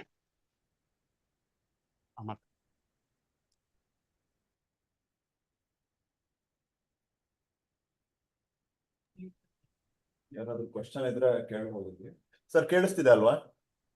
ಕೇಳ್ತಿದೆ. ಕೇಳ್ತೀರಾ ಕ್ವಶನ್ಸ್? ನಾನೊಂದು ಕ್ವಶನ್ ಕೇಳಿದೆ ಸರ್, ಮೋಸ್ಟ್ಲಿ ಇದನ್ನು ಕಾಣ್ತಾ ಇಲ್ಲ ಸರ್. ನನ್ನ ಹೆಸರು ಸ್ವಾಮಿ ಅಂತ. ನಿಮ್ಗೆ ಒಂದು ಪ್ರಶ್ನೆ ನಾನು ಕೇಳ್ಬೇಕಂದ್ರೆ, ನೀವು ಇದರಲ್ಲಿ ಕನ್ನಡದಲ್ಲಿ ಎಸ್ಪೆಷಲಿ ಕನ್ನಡ ಐತಿಹಾಸಿಕ ಕಾದಂಬರಿಗಳು ಬರ್ತಿದ್ದೀರಲ್ಲ, ಇದು ವಾತಾಪಿ ಆಗ್ಲಿ ಅಥವಾ ವೈಜಯಂತಿಪುರ ಆಗ್ಲಿ, ನೀವು ಬರೆಯೋದಕ್ಕೆ ಶುರು ಮಾಡೋದಕ್ಕೆ ಮುಂಚೆ ನಿಮ್ಗೇನೋ ಒಂದು ಐಡಿಯಾ ಇರುತ್ತೆ, ಈ ತರ ಬರುತ್ತೆ ಕತೆ ಅಂತ. ಆದ್ರೆ ಬರಿತಾ ಬರಿತಾ ಹೋದಂಗೆ as you keep doing research, ನಿಮ್ಗೆ ಏನ್ ಸರ್ಪ್ರೈಸಸ್ ಬಂದಿದೆ ಅಂತ ಏನಾದ್ರು ಸ್ವಲ್ಪ ನರೇಟ್ ಮಾಡ್ತೀರಾ? ಸರ್, ಇದರಲ್ಲಿ ಎರಡು ರೀತಿಯ ವಿಷಯಗಳಿದೆ. ಕೇಳ್ತಿದ್ದಲ್ವಾ? ಕೇಳಿಸುತ್ತೆ, ಚೆನ್ನಾಗಿ ಕೇಳಿಸುತ್ತೆ. ಇತಿಹಾಸದ ವಿಷಯನ್ನಿಟ್ಟುಕೊಂಡು ಕಾದಂಬರಿ ಮಾಡುವಾಗ ನನ್ನ ಕಲ್ಪನೆ, ನನ್ನ ಸೃಜನಾತ್ಮಕತೆ ಬಹಳ ಕಡಿಮೆ ಇರುತ್ತೆ. ಹೀಗೆ ಬರ್ಬೇಕು ಅನ್ನೋಂಥದನ್ನ ನಾನು ಇಟ್ಕೊಳಕ್ ಸಾಧ್ಯ ಆಗುದಿಲ್ಲ. ಯಾಕಂದ್ರೆ ಇತಿಹಾಸ ಹೇಗಿರುತ್ತೆ ಹಾಗೆ ಬರಿಬೇಕಾಗತ್ತೆ. ಅವನು ಸತ್ತ ಅಂದ್ರೆ ಸತ್ತ ಅಂತಾನೆ ಬರಿಬೇಕು, ಸೆರೆ ಸಿಕ್ಕ ಅಂದ್ರೆ ಸೆರೆ ಸಿಕ್ಕಿದ್ದ ಅಂತಾನೆ ಬರಿಬೇಕು, ಅಥವಾ ರಾಜನ ಕಾಲಾವಧಿಯಲ್ಲಿ ಇಷ್ಟು ಬಾರಿ ದಾಳಿ ಆಯ್ತು ಅಂದ್ರೆ ದಾಳಿ ಆಯ್ತು ಅಂದ್ರೆ ಬರಿಬೇಕು. ಹಾಗಾಗಿ ನನ್ನ ಕಲ್ಪನೆ ಬಹಳ ಗೌಣ. ನನ್ನ ಹೀಗಾಗ್ಬೇಕು ಪುಸ್ತಕ ಹೀಗಾಗ್ಬೇಕು ಎಂಡ್ ಅಂತ ಅನ್ನುವಂಥದ್ದು ಏನಿರುತ್ತೆ ಅಥವಾ ನಾವೊಂದು ಅನ್ಕೊಂಡಿರ್ತೀವಿ, ಆ ಸಾಧ್ಯತೆ ಇತಿಹಾಸದಲ್ಲಿ ಬಹಳ ಕಡಿಮೆ. ಅದನ್ನ ನಾವು ಮಾಡಕ್ ಹೋದ್ರೆ ಇತಿಹಾಸದ ಪುಸ್ತಕ ಬರೆದ ಹಾಗೆ ಆಗೋದಿಲ್ಲ, ಕಾದಂಬರಿ ಬರೆದಾಗ ಆಗೋದಿಲ್ಲ. ಅದು ಗೊತ್ತಿಲ್ಲದ ವಿಷಯನ ಈಗ ವೈಜಯಂತಿಪುರ ಇರ್ಬೋದು, ವಾತಾಪಿ ಇರ್ಬೋದು, ಯಾವುದೇ ಪುಸ್ತಕನ ನೀವು ಈ ಮೊದಲನೇ ಇತಿಹಾಸ ಓದಿದಾಗ ಅಮಾತ್ಯರ ಪಾತ್ರಗಳೇ ಇಲ್ಲ ಅದರಲ್ಲಿ.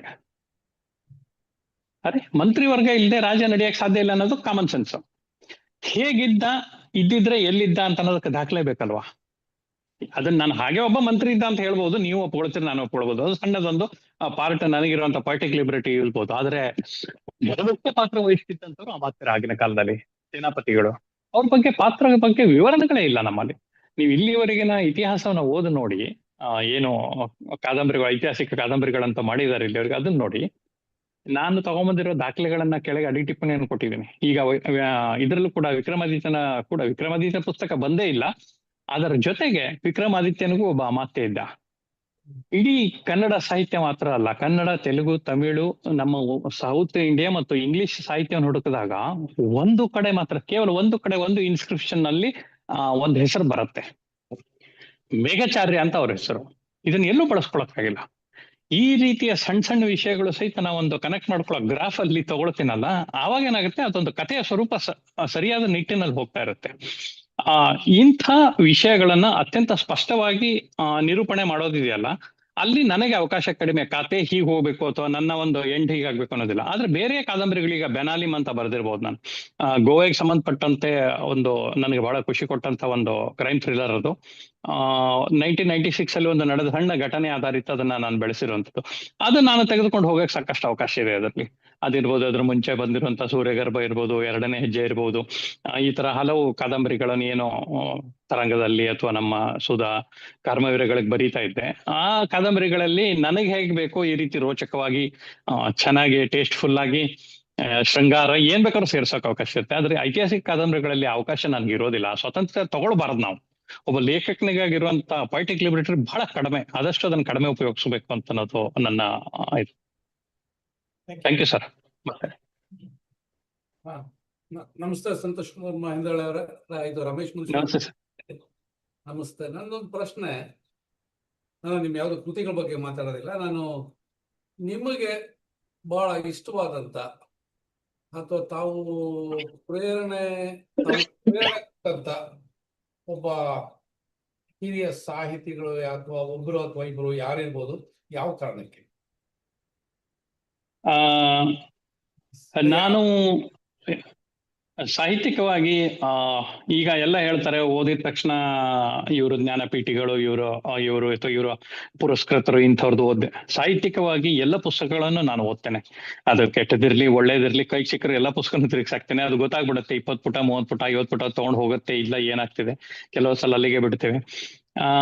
ಎಲ್ಲ ಸಾಹಿತ್ಯವನ್ನು ಸಾಮಾನ್ಯವಾಗಿ ಎಲ್ಲ ಬರಹಗಾರನು ಓದ್ಕೊಂಡಿದ್ದೇನೆ, ಎಲ್ಲ ಲೇಖನ. ಆದ್ರೆ ನೇರವಾಗಿ ಇವ್ರ ತರ ನಾನು ಬರಿಬೇಕು, ನಾನು ಆಗ್ಬೇಕು ಅನ್ನೋ ರೀತಿಯಲ್ಲಿ ಇಂಪ್ರೆಷನ್ ಮಾಡಿರೋದು ಬಹಳ ಕಡಿಮೆ ನನಗೆ. ಆದ್ರೆ ಆಪ್ತವಾಗಿ ಅಂತಂದ್ರೆ ನನಗೆ ಮೊದಲ ಪರಿಚಯಕ್ಕೆ ಬಂದಿರೋರು ಎಂಡಮೂರಿ ವೀರೇಂದ್ರನಾಥ್. ಯಾಕಂದ್ರೆ ಅವರು ಮತ್ತು ನನ್ನ ಕಾದಂಬರಿಗಳು ತರಂಗದಲ್ಲಿ ಪ್ಯಾರಲಲ್ಲಿ ಬರಿತಾ ಇದ್ವಿ ನಾವು ಆ ಸಂದರ್ಭದಲ್ಲಿ. 2003 2004. ನಾನು ಸಾಹಿತ್ಯ ಲೋಕಕ್ಕೆ ಒಂದೇ ಎಂಗಲ್ಗೆ ನಾನು ಪರಿಚಯ ಇಲ್ದಿದ್ರು ಪತ್ರಿಕಾ ಲೋಕದಲ್ಲಿ ಸಾಕಷ್ಟು ಬರವಣಿಗೆಗಳನ್ನು ಮಾಡ್ಕೊಂಡಿದ್ದಂತ ಕಾಲಾವಧಿ ಅದು. ಪ್ರಜಾವಾಣಿಯಲ್ಲಿ ಬರೀತಾ ಇದ್ದೆ, ತರಂಗದಲ್ಲಿ ಬರೀತಾ ಇದ್ದಾಗ ಮೊದಲು ಪರಿಚಯ ಆಗಿದ್ದು ಎಂಡಮೂರಿ ವೀರೇಂದ್ರನಾಥ್. ಅವರು ಪುಸ್ತಕಗಳು ಕನ್ನಡಕ್ಕೆ ಬರ್ತಾ ಇತ್ತು. ಅವ್ರದ್ದು ರಾಕ್ಷಸ ಕಾದಂಬರಿ, ಬೆಳೆದಂಗಳ ಬಾಲೆ, ಕಪ್ಪಂಚು ಬಿಳಿ ಸೀರೆ ಅದೆಲ್ಲ ಬರ್ತಾ ಇದ್ದಾಗ ನಂದು ಸೂರ್ಯಗರ್ಭ, ಎರಡನೇ ಹೆಜ್ಜೆ ಕಾದಂಬರಿಗಳು ತರಂಗದಲ್ಲಿ ಒಟ್ಟಿಗೆ ಪ್ರಕಟ ಆಗ್ತಾ ಇದ್ವು. ಓದೋರು ಕೂಡ ಸಾಕಷ್ಟು ಎರಡರ ಬಗ್ಗೆನೂ ಆವಾಗಿನ ಕಾಲ ನನಗೆ ಬಹಳ ಖುಷಿ ಕೊಟ್ಟಂತದ್ದು. ಯಾಕಂದ್ರೆ ನಾನು ಹೊಸ ಬರಹಗಾರ ಬೇರೆ, ಇಷ್ಟು ರೆಸ್ಪಾಂಡ್ ಮಾಡ್ತಾರೆ ಪತ್ರಗಳ ಮೂಲಕ ಅನ್ನುವಂಥದ್ದು ಇರಲಿಲ್ಲ. ಎರಡೂ ಕಾದಂಬರಿಗಳ ತುಲನೆ ನಡೀತಾ ಇತ್ತು. ಈ ರೀತಿಯಲ್ಲಿ ಅವರ ಬರೆಯುವ ಶೈಲಿ, ಅವರು ವಿಷಯವನ್ನ ಸೃಜನಾತ್ಮಕವಾದಂತ ಕಾದಂಬರಿಗಳಿದ್ರು ಅದಕ್ಕೆ ಪೂರಕವಾದಂತ ಬೆಂಬಲವನ್ನ ಕೊಡ್ತಾ ಇದ್ದಂತ ಒಂದು ಅಭ್ಯಾಸ ಇದೆಯಲ್ಲ ಅವ್ರದ್ದು, ಅದು ಬಹಳ ಹಿಡಿಸ್ತಾ ಇತ್ತು ಒಂದು ಹಂತದಲ್ಲಿ. ಎರಡನೇದಾಗಿ ಸಾಹಿತ್ಯಿಕವಾಗಿ ಸ್ನೇಹಿತ ಬರಹಗಾರ ಹಾಗೂ ಸಾಕಷ್ಟು ದೈತ್ಯ ಬರಹಗಾರ ಅಂತ ಹೆಸರು ಮಾಡಿರುವಂತ ರವಿ ಬೆಳಗೆರೆ ಅವ್ರ ಜೊತೆ ಸಾಂಗತ್ಯ ಸಾಕಷ್ಟು ವರ್ಷಗಳ ಕಾಲ ನಂದು. ಹಲವು ಬಾರಿ ಅವರ ಇದನ್ನ ಆ ಡೆಡಿಕೇಶನ್ ಅನ್ನ ಬಹಳ ಇಷ್ಟಪಡ್ತಿದ್ದೆ ನಾನು. ಕುತ್ಕೊಳ್ಳಲ್ಲೇ ರಾತ್ರಿ 2 ಗಂಟೆ ಆದ್ರೆ ಆಯ್ತು, ಇವತ್ತು ಬರಿಬೇಕಾದ್ ಬರೆದು ಬಿಡ್ಬೇಕು, ನಾಳೆ ಬೆಳಿಗ್ಗೆ ಇದೆಯಲ್ಲೋ ಗೊತ್ತಿಲ್ಲ ಅನ್ನೋ ಈ ರೀತಿಯ ಒಂದು ಇನ್ಸ್ಪಿರೇಷನಲ್ ಟಾಕ್ ಅವ್ರ ಜೊತೆಗೆ ನಡೀತಾ ಇತ್ತು. ಹಾಗಾಗಿ ಅವ್ರನ್ನ ಸಾಕಷ್ಟು.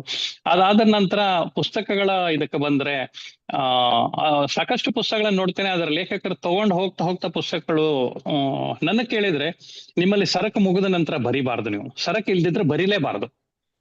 ಈಗ ಹೇಗಿದೆ ಅಂತಂದ್ರೆ, ಬರಹ ಹೇಗಾಗಿದೆ ಅಂತಂದ್ರೆ, ಕ್ರಿಕೆಟ್ ಅಲ್ಲಿ ಕೆಪಾಸಿಟಿ ಇದ್ರೆ ಮಾತ್ರ ನಿಮ್ಮನ್ನ ಫೀಲ್ಡ್ ಅಲ್ಲಿ ನಿಲ್ಸ್ಕೊಳ್ತಾರಲ್ಲ, ಅದಕ್ಕೊಂದು ಸೆಲೆಕ್ಷನ್ ಕಮಿಟಿ ಇದೆ. ಇಲ್ಲಿ ಏನಾಗಿದೆ ಕೇಳಿದ್ರೆ, ನಿಮ್ಗೆ ಕೇಳೋರು ಯಾರು ಇಲ್ಲ. ನೀವ್ ಏನ್ ಬರೆದ್ರು ಸಾಹಿತ್ಯ. ಕೆಲವು ಪ್ಲಾಟ್ಫಾರ್ಮ್ಗಳಂತೂ ಹೇಗ್ ಕೊಟ್ಟಿದ್ದಾರೆ ಆನ್ಲೈನ್ ಅಲ್ಲಿ ಅಂದ್ರೆ, ನೀವ್ ಏನ್ ಬೇಕಾದ್ರೂ ಬರಿಬಹುದು, ಆದ್ರೆ ಬರೀತಿರ್ಬೇಕು. ವ್ಯಾಕರಣ ಸರಿ ಇದೆಯಾ, ಸಾಹಿತ್ಯ ಇದೆಯಾ ಇಲ್ವಾ, ಕಥೆನ ಕವನನ ಏನ್ ಬರೆದಿರಿ ಏನೂ ನೋಡೋದಿಲ್ಲ ಅವರು. ಅವರ ಸಾಹಿತ್ಯಿಕ ವೆಬ್ಸೈಟ್ಗಳಿಗೆ ಒಂದಷ್ಟು ಏನಂತ ಹೇಳ್ತಾರೆ ಕಂಟೆಂಟ್ ಬೇಕಿದೆ, ಬರ್ಸ್ತಾ ಇದ್ದಾರೆ, ಬರಹಗಾರ ಹೆಚ್ಚಾಗ್ತಾ ಇದ್ದಾರೆ. ಹಾಗಾಗಿ ಇನ್ಸ್ಪಿರೇಷನಲ್ ಅಂತ ಅನ್ನೋದು ಬಹಳ ಇದರ ವರ್ಡ್ ಆಗ್ಬಿಟ್ಟಿದೆ ಇವತ್ತಿನ ತಾರೀಕಲ್ಲಿ. ಸಾಕಷ್ಟು ಬರಹಗಾರರು ಕನ್ನಡದಲ್ಲಿ, ಅದನ್ನ ನಾನು ಹೇಳ್ತೇನೆ, ಏನೂ ಮಾಡದೇ ಇದ್ದವನು ಬರಹಗಾರ ಆಗೋದು ಇವತ್ತು ಕನ್ನಡದಲ್ಲಿ. ಏನು ಮಾಡದೇ ಇದ್ದವ್ರು ಆಗ್ತಿದ್ದಾರೆ, ಇಲ್ಲ ಪ್ರಶಸ್ತಿಗಾಗಿ ಬರಹ ಸಾಹಿತ್ಯ ರಚನೆ ಅದು ಪೂರ್ತಿ ಒಂದು ಟೀಮೇ ಅದಕ್ಕೋಸ್ಕರನೇ ಇದೆ. ಇವತ್ತಿನ ದಿನ ಅದಕ್ಕೆ ಕೇಳಿದೆ. ನಾವು ಹಿಂದೆ ಬಹಳ ಸಾಹಿತಿಗಳು ತಮ್ಮ ಆತ್ಮತೃಪ್ತಿಗೆ ಬರಿತಾ ಇದ್ರು, ಯಾವ್ದೋ ಪ್ರಶಸ್ತಿಗಳು ಮತ್ತೊಂದು ಇದು ಯಾವ್ದನ್ನು ಬಯಸದೆ ಬರಿತಾ ಇದ್ದಂತ ಕಾಲ ಇದೆ. ಇತ್ತೀಚೆಗೆ ಹಾಗಾಗಿ ಹೌದು, ಅದು ನೀವು ಬೇಂದ್ರೆ ಅವ್ರನ್ನ ನೋಡಿರ್ಬೇಕು. ಒಂದು ಕಾಲ ಇತ್ತು, ಅದು 2 ಸಾಲು ಅವ್ರ ಬಗ್ಗೆ ಹೇಳ್ಬೇಕು ಅಂದ್ರೆ, ಬೆಂದವ ಬೇಂದ್ರೆ ಆಗ್ತಾನೆ ಅಂತ ಒಂದು ಹೇಳಿದ್ರೆ, ಅವ್ರ ಅತ್ಯಂತ ಕಟ್ಟ ವಿರೋಧಿ ಹೇಗಂತಂದ್ರೆ, ಇಬ್ಬರ ಮಧ್ಯದಲ್ಲಿ ಹಸಿ ನೀರ್ ಹಾಕಿದ್ರು ಹುಲ್ಲು ಹಾಕಿದ್ರು ಉರಿದು ಹೋಗುವಂತ ವಿರೋಧಿಗಿಂತ ಶಂಭಾ ಜೋಶಿ ಅವರು ಕೊನೆಯಲ್ಲಿ ಹೇಳ್ತಾರೆ. ಅಂದ್ರೆ ಸಾಹಿತ್ಯಿಕವಾದಂತ ಪ್ರೀತಿ ಹೇಗಿತ್ತು ಅಂದ್ರೆ, ಅವಾಗಿನ ಕಾಲದ್ದು ಒಂದು ಇದಿತ್ತು ಅಂದ್ರೆ, ಬೇಂದ್ರೆ ಅವರು ತೀರ್ ಹೋದ ದಿವಸ ಮೊಟ್ಟ ಮೊದಲಿಗೆ ಸುದ್ದಿ ಶಂಭಾ ಜೋಶಿ ಅವ್ರಿಗೆ ಕೇಳ್ಕೊಟ್ಟಿದ್ರಂತೆ, ಹೋದ್ನಾ ಬೇಂದ್ರೆ? ಹಾಗಿದ್ರೆ ಬೇಂದ್ರೆ ಇಲ್ಲದ ಧಾರವಾಡ ಅಲ್ಲ ಅಂತ. ನೋಡಿ, ವಿರೋಧ ಇರಬಹುದು ಸೈದ್ಧಾಂತಿಕವಾಗಿ, ಆಪ್ತತೆ ಎಷ್ಟಿತ್ತು ಅಂತ ಅನ್ನೋದಕ್ಕೆ ಇದೊಂದು ಉದಾಹರಣೆ. ಆದ್ರೆ ಇವಾಗ ಹೇಗಿದೆ ಅಂತಂದ್ರೆ, ನೀವು ಗಮನಿಸಿರ್ಬೋದು, ಸೃಜನಶೀಲ ಸಾಹಿತ್ಯ ಅನ್ನೋದಕ್ಕೆ ಬೇಂದ್ರೆ ಅವ್ರನ್ನ ಗುರುವಾಗಿ ಸ್ವೀಕರಿಸಬಹುದಂತ ಸರ್ವಕಾಲಿಕ ಸತ್ಯ. ಯಾಕೆಂದ್ರೆ ಕೇವಲ 38ರಿಂದ 40 ಪುಟದ ಒಂದು ಸಣ್ಣ ಪುಸ್ತಕ ಜ್ಞಾನಪೀಠ ಪ್ರಶಸ್ತಿ ಹೋಗುತ್ತೆ. ನಮ್ಮ ಅಂಕಲ್ ಪಿ ಕೂಡ ಅದಕ್ಕಿಂತ ದಪ್ಪ ಇರುತ್ತೆ. ಉಳಿದ ಎಲ್ಲಾ ಪುಸ್ತಕಗಳು ಬಹಳ ದೊಡ್ಡ ಗಾತ್ರದವು ಕನ್ನಡದಲ್ಲಿ. ಆದ್ರೆ ಬೇಂದ್ರೆ ಅವರ ಸಾಹಿತ್ಯ 38 ಪುಟದ ಚಿಕ್ಕ ಪುಸ್ತಕ, ಅದು ಜ್ಞಾನಪೀಠ ಪ್ರಶಸ್ತಿ ಪಡೆಯುತ್ತೆ. ಅದು ಕೂಡ ಏನಂತಂದ್ರೆ, ಪ್ರಶಸ್ತಿ ಬಿಡುಗಡೆಯಾಗಿ 2 ದಿವಸದ ನಂತರ ಬೇಂದ್ರೆ ಅವ್ರಿಗೆ ಗೊತ್ತಾಗತ್ತೆ, ನಿಮಗೂ ಜ್ಞಾನಪೀಠ ಬಂತಂತಲ್ಲ ಅಂತ ಅನ್ಬಿಟ್ಟು. ಅದಕ್ಕೆ ಆ ರೀತಿಯಲ್ಲಿ ಇದ್ದಾಗ ಕೆಲವು ಇನ್ಸ್ಪಿರೇಷನಲ್ ಲೇಖಕರಿದ್ದಾರೆ. ಆದ್ರೆ ಈಗ ನೀವು ಹೇಳಿದಾಗೆ ಅದನ್ನ ಬಹಳ ಸ್ಪಷ್ಟವಾಗಿ ನಾವು ಅದನ್ನು ಗಮನಿಸಬಹುದಾದಂತ ಅಂಶ. ಕನ್ನಡದಲ್ಲಿ 100ಕ್ಕೂ ಹೆಚ್ಚು ಕಾದಂಬರಿಗಳನ್ನ ಬರೆದಿರುವಂತ ಪುಸ್ತಕಗಳನ್ನ ಬರೆದಿರುವಂತ ಲೇಖಕರದ ಹೆಸರುಗಳಿದಾವೆ ಇವತ್ತು. ಎಲ್ಲಿ ಕೇಳಿದ್ರೆ ಅಕಾಡೆಮಿ ಲಿಸ್ಟ್ ಅಲ್ಲಿ ಇದೆ, ಮಾರಾಟದ ಲಿಸ್ಟ್ ಅಲ್ಲಿ ನೀವು ಹುಡುಕಿದ್ರು ಸಿಗೋದಿಲ್ಲ. ಯಾಕೆ ಅಂತಂದ್ರೆ, ಅದು ಪ್ರಶಸ್ತಿಗಳಿಗಾಗಿ ಇಂಥ ವಿಷಯ ಅಂತ ಒಂದಷ್ಟು ವಿಷಯಗಳು ಕನ್ನಡದಲ್ಲಿ ಮಾಡ್ಕೊಂಡ್ಬಿಟ್ಟಿದ್ದಾರೆ. ಅವರು ಪ್ರತಿ ವರ್ಷ ಅದನ್ನೇ ಹಾಕ್ತಾರೆ. ಆ ವಿಷಯಕ್ಕೆ ಸಂಬಂಧಪಟ್ಟಂತೆ ಒಂದು ಪುಸ್ತಕ ತರಬೇಕು, ಅದನ್ನ ಅಕಾಡೆಮಿಕ್ ಕಳಿಸ್ಬೇಕು. ಈ ವಿಷಯಕ್ಕೆ ಸಂಬಂಧಪಟ್ಟಂತೆ ಒಂದು ಕವನ ಸಂಕಲನ ತರಬೇಕು, ಅದನ್ನ ಕನ್ನಡ ಸಾಹಿತ್ಯ ಪರಿಷತ್ತಿಗೆ ಕಳಿಸ್ಬೇಕು. ಆಮೇಲೆ ಒಂದಷ್ಟು ಬೇರೆ ಪ್ಲಾಟ್ಫಾರ್ಮ್ಗಳು ಪ್ರಶಸ್ತಿ ಕೊಡೋದಕ್ಕೆ ಬದ್ಧವಾಗ್ಬಿಟ್ಟಿದೆ. ಅವರಲ್ಲಿ ನೋಡಿದ ಕೂಡ ಗೊತ್ತಾಗುತ್ತೆ ಇವ್ರ ಐಡಿಯಾಲಜಿ ಏನು ಅಂತ ಅನ್ಬಿಟ್ಟು. ಅಂಥ ಪುಸ್ತಕಗಳ ನಾನು ಹೇಳೋದಕ್ಕೆ ಓದುಗನೇನಕ್ಕಿಂತ ದೊಡ್ಡ, ಅದಕ್ಕೆ ನಾನು ಓದುಗನೇ ದೊರೆ ಅಂತ ಹೇಳೋದು ಅದೇ ಕಾರಣಕ್ಕೆ.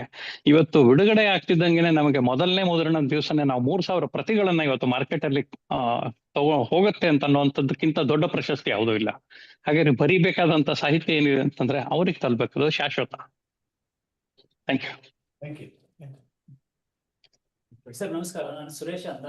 ಸರ್, ಪ್ರೀವಿಯಸ್ ಕ್ವಶನ್ ಬಗ್ಗೆ ನೀವು ಐತಿಹಾಸಿಕ ಪಾತ್ರಗಳನ್ನ ನಮ್ಮ ರೋಚಕತೆಗಾಗಿ ಬಳಸ್ಕೊಳ್ಬಾರ್ದು ಅಂತ ಹೇಳ್ತಿದ್ರು. So how you differentiate between ಇತಿಹಾಸದ ಇದ್ದ ತರ ಬರೆದ್ರೆ it is a repetition.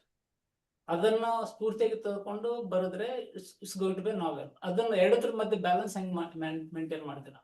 How you balance? Sir, ಇತಿಹಾಸವನ್ನ ನಾನು ಮೊದಲೇ ಹೇಳಿದಾಗೆ ನಮಗಿರುವಂತ ಪಾರ್ಟಿಕ್ ಲಿಬರ್ಟಿ ಬಹಳ ಕಡಿಮೆ. ಅದರಲ್ಲಿ ರೋಚಕತೆಯನ್ನ ಪುಸ್ತಕ, ಆದ್ರೆ ಪ್ರತಿಯೊಬ್ಬ ಲೇಖಕನಿಗೆ ಓದುಗನನ್ನ ಓದಿಸಬಹುದಾದ ರೀತಿಯಲ್ಲಿ ಬರೀಬಹುದಾದಂತಹ ಒಂದು ಶೈಲಿ ಇದೆಯಲ್ಲ, ಅದನ್ನು ರೂಢಿಸ್ಕೊಂಡಿದ್ದಿದ್ರೆ ರೋಚಕತೆಯನ್ನು ತರಬೇಕಾದ ಅವಶ್ಯಕತೆ ಬೀಳೋದಿಲ್ಲ. ಇರೋ ಕಥೆಯನ್ನೇ ಓದಿಸುವ ಶೈಲಿಯಲ್ಲಿ ಬರೆದು ಕೊಡ್ಬೋದು. ನಾನು ಮಾಡೋದು ಅಷ್ಟನ್ನೇ. ವಿಶೇಷವಾದದ್ದೇನು ಕಟ್ಟಬೇಕಾಗಿಲ್ಲ. ಈಗ ಕಾದಂಬರಿಗಳಲ್ಲಿ ಬರುತ್ತೆ, ಇಷ್ಟು ದಿನಗಳ ಕಾಲ ಯುದ್ಧ ಇಂಥ ಜಾಗದಲ್ಲಿ ಇಷ್ಟು ಜನರ ಮಧ್ಯೆ. ಆ ಸಂದರ್ಭದಲ್ಲಿ ನಾನು ಇರ್ಲಿಲ್ಲ, ನೀವು ಇರ್ಲಿಲ್ಲ, ಯಾರು ಇರ್ಲಿಲ್ಲ ನೋಡೋದಕ್ಕೆ ಯುದ್ಧ ಹೇಗೆ ನಡೀತು ಅಂತ. ಆದ್ರೆ ಯುದ್ಧದ ಚಿತ್ರಣ ನಾವು ಇಡ್ತೀವಲ್ಲ, ಅದು ನಮ್ಮ ಸೃಜನಶೀಲತೆಯ ಭಾಗ.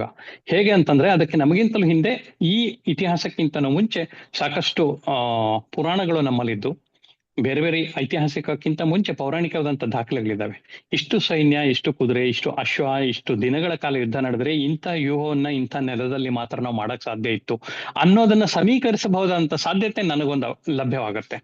ಅಂಥ ವ್ಯೂಹದಲ್ಲಿ ಯಾವ ರೀತಿ ಯುದ್ಧ ನಡೆಯುತ್ತೆ ಅಂತ ಅನ್ನೋದನ್ನ ನೀವು ಅಲ್ಲಿಂದ ಎಕ್ಸ್ಟ್ರಾಕ್ಟ್ ಮಾಡ್ಕೊಂಡು ಅದನ್ನ ಇಲ್ಲಿ ತರೋದಿದೆಯಲ್ಲ, ಅಷ್ಟು ಮಾತ್ರದನ್ನ ಬಳಸ್ಕೊಳ್ಬಹುದು. ಅದು ರೋಚಕತೆಗೂ ಕೂಡ ಆಗತ್ತೆ, ಕಥೆಯ ಬೆಳವಣಿಗೆಗೆ ಅದೊಂದು ಬ್ರಿಡ್ಜ್ ತರ ಕೆಲಸ ಮಾಡುತ್ತೆ. ಅದರ ಹೊರತಾಗಿ ಏನಾಗಿದೆ ಅಂತಂದ್ರೆ, ಕನ್ನಡದ ಮೊಟ್ಟ ಮೊದಲ ಸಾಮ್ರಾಟ ಮಯೂರವರ್ಮ, ಅವನಿಗಿಂತಲೂ ದೊಡ್ಡದಾಗಿ ಬೆಳೆದವನು ಇಮ್ಮಡಿ ಪುಲಕೇಶಿ, ಅದರ ನಂತರ ಬಂದವನು ವಿಕ್ರಮಾದಿತ್ಯ. ಆದ್ರೆ ಇವತ್ತು ಕರ್ನಾಟಕದಲ್ಲಿ ಇರುವಂತಹ ಹೆಸರುಗಳು ಯಾವ ರಾಜರುಗಳದು? ಸಾಮ್ರಾಟರು ದೊಡ್ಡವರ, ದಳವಾಯಿಗಳು ದೊಡ್ಡವರ, ಸಾಮಂತರು ದೊಡ್ಡವರ? ನೀವು ಒಬ್ಬ ಜನರಲ್ ಮ್ಯಾನೇಜರ್ಗೂ ಒಬ್ಬ ಸಿಇಒಗೂ ಕೊಡಬೇಕಾದ ಮರ್ಯಾದೆಗೂ ಒಂದು ಕ್ಲರ್ಕ್ ಲೆವೆಲ್ ಕೆಲಸ ಮಾಡುವಂತ ಇದಕ್ಕೆ ಕೊಡುವಂತ ಒಂದು ಹಂತಕ್ಕೂ ಕೊಡಬೇಕಾದಂತ ಒಂದು ಕನಿಷ್ಠ ಇದು ನಮ್ಗೆ ಅವಗಾಹನೆ ನಮಗಿರ್ಬೇಕಲ್ವಾ? ಇದು ಇತಿಹಾಸಕ್ಕೆ ಮಾಡ್ತಿರುವಂತ ಅಪಚಾರ ನಾನು ಹೇಳೋದು. ರಿಯಾಲಿಟಿ ಇಟ್ಕೊಂಡು ಮಾಡ್ತಿರುವಂತ ಇದ್ರಲ್ಲಿ ಗಮನಿಸ್ತಿರ್ಬೇಕಂತ ಸಂದರ್ಭದಲ್ಲಿ ಇವತ್ತು ಎಲ್ಲಿ ನಾವು ಇವರನ್ನ ಗಮನಿಸ್ಕೊಂಡಿದ್ದೀವಿ ಹೇಳಿ ನೋಡೋಣ. ಪುಲಕೇಶಿ ಹೆಸರು ಬರುತ್ತಾ? ಮಯೂರವರ್ಮನ ಹೆಸರು ಬರುತ್ತಾ? ವಿಕ್ರಮಾದಿತ್ಯನ ಹೆಸರು ಬರುತ್ತಾ? ಎಲ್ಲಿದೆ ಹೆಸರು ಅವ್ರದ್ದು? ಯಾವ ಒಂದ್ ಕದಂಬ ಬಾರ್ ಅಂತಿದಾವೆ ಬೇಕಾದ್ರೆ. ಮಯೂರವರ್ಮ ಗ್ರಂಥಾಲಯ ಅಂತಿದ್ಯಾ, ಮಯೂರವರ್ಮ ಏರ್ಪೋರ್ಟ್ ಅಂತಿದ್ಯಾ, ಮಯೂರವರ್ಮ ರೈಲ್ವೆ ಸ್ಟೇಷನ್ ಇದೆಯಾ? ಅದೇ Kadamba bar and restaurant. Yes, ಅದಿದೆ. ಯಾಕಂದ್ರೆ ಅವನ ಹೆಸರಲ್ಲಿ ಏನೋ ಒಂದು ಎನರ್ಜೆಟಿಕ್ ಅಂತ ಇರ್ಬೋದು.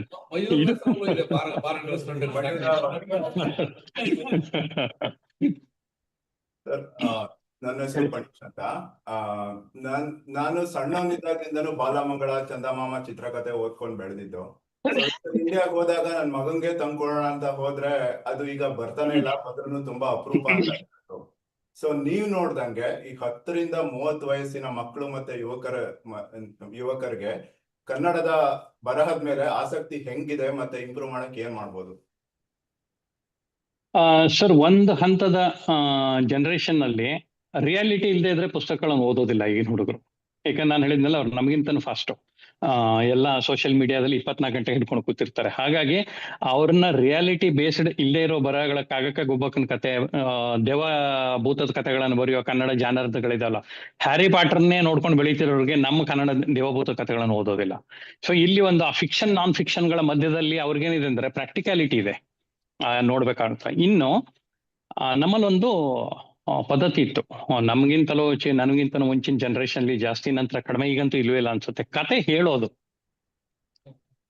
ಚಿಕ್ಕ ಮಕ್ಕಳಿದ್ದಾಗ ಕತೆ ಹೇಳಿ ಮಲಗಿಸ್ತಾ ಇದ್ದಿದ್ದು ಅವೇ ಚಂದಮಾಮ, ಬಾಲಮಿತ್ರ, ಬೊಂಬೆ ಮನೆ, ಈ ಬರ್ತಿರುವಂತ ಕಥೆಗಳಿರ್ಬೋದು ಅಥವಾ ಅವ್ರು ಹೇಳ್ತಾ ಇದ್ದಂಥದ್ದು ಇರ್ಬೋದು. ಕಥೆಗಳನ್ನ ಹೇಳಿ ಮಕ್ಕಳನ್ನ ಮಲಗಿಸ್ತಿರುವಂತ ಒಂದು ಇದು ನಡೀತಾ ಇರ್ತಿತ್ತು.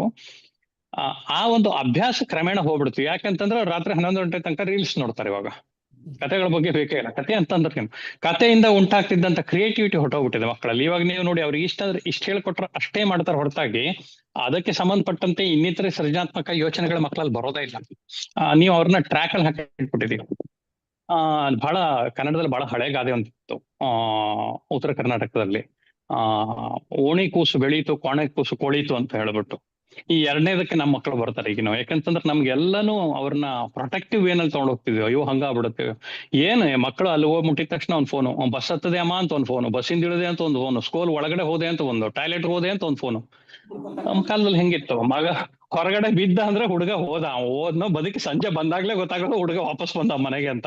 ಅದು ಬೆಳವಣಿಗೆಗೆ ಅವಕಾಶ ಪೂರಕವಾಗಿತ್ತು. ಅಲ್ಲಿ ಸಾಕಷ್ಟು ಕಥೆಗಳು ನೈಜವಾಗಿ ಸಿಗ್ತಾ ಇದ್ವು. ಅದ್ರ ಜೊತೆಗೆ ಇದಿಷ್ಟು ಏನು ನಮ್ಮ ಜೊತೆಗಿದ್ದಂಥ ಒಂದು ಇದು ಪಾಲಕರಿರ್ಬೋದು, ಕಥೆಗಳನ್ನ ಹೇಳ್ತಾ ಇದ್ರು. ಇದನ್ನ ಹೇಗೆ ಮಾಡ್ಬೋದು ಅಂದ್ರೆ, ಅವ್ರನ್ನ ನೀವು ಹೊರಗಿಡೋದ್ರ ಮುಖಾಂತರ ಒಂದಷ್ಟು ಕಾಲ ತೊಡಗಿಸಿಕೊಳ್ಳೋ ಕಥೆಗಳ ವಿಭಾಗ ಅಥವಾ ಇನ್ಯಾವುದಕ್ಕೂ ವಿಭಾಗದಲ್ಲಿ ತೊಡಗಿಸೋ ಮೂಲಕ ಕಥೆಗಳನ್ನ ಹೇಳ್ತೀರಾ ಸಾಧ್ಯತೆ. ಆದ್ರೆ ಹೇಳುವ ಕೂಡ ಇಂಪಾರ್ಟೆಂಟು. ನೀವು ಹೇಳ್ತೀನಿ ಅಂತ ಅಂದ್ಬಿಟ್ಟು ಕತೆ ಬಿಟ್ಟು ಊರೆಲ್ಲ ಮಾತಾಡ್ತಾ ಇದ್ರೆ ಮಕ್ಕಳು ನಿಮ್ಗಿಂತ ಮುಂಚೆ ಎದ್ದು ಓಡೋಗ್ಬಿಡ್ತಾರೆ. ಸರ್, ನನ್ನ ಹೆಸರು ನಳಿನಿ.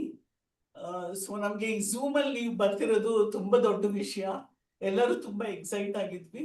ಸೊ ನಾನು ನಿಮ್ದು ವೈಜಯಂತಿಪುರ ಮತ್ತೆ ವಾತಾಪಿ ಓದ್ದೆ. ಏನೋ ಒಂದು ಪ್ರಶ್ನೆ ಕೇಳ್ಬೇಕಲ್ಲ, ಏನೋ ಒಂದು ಆಥರ್ ಜೊತೆ ಮಾತಾಡ್ಬೇಕಲ್ಲ ಅಂತ.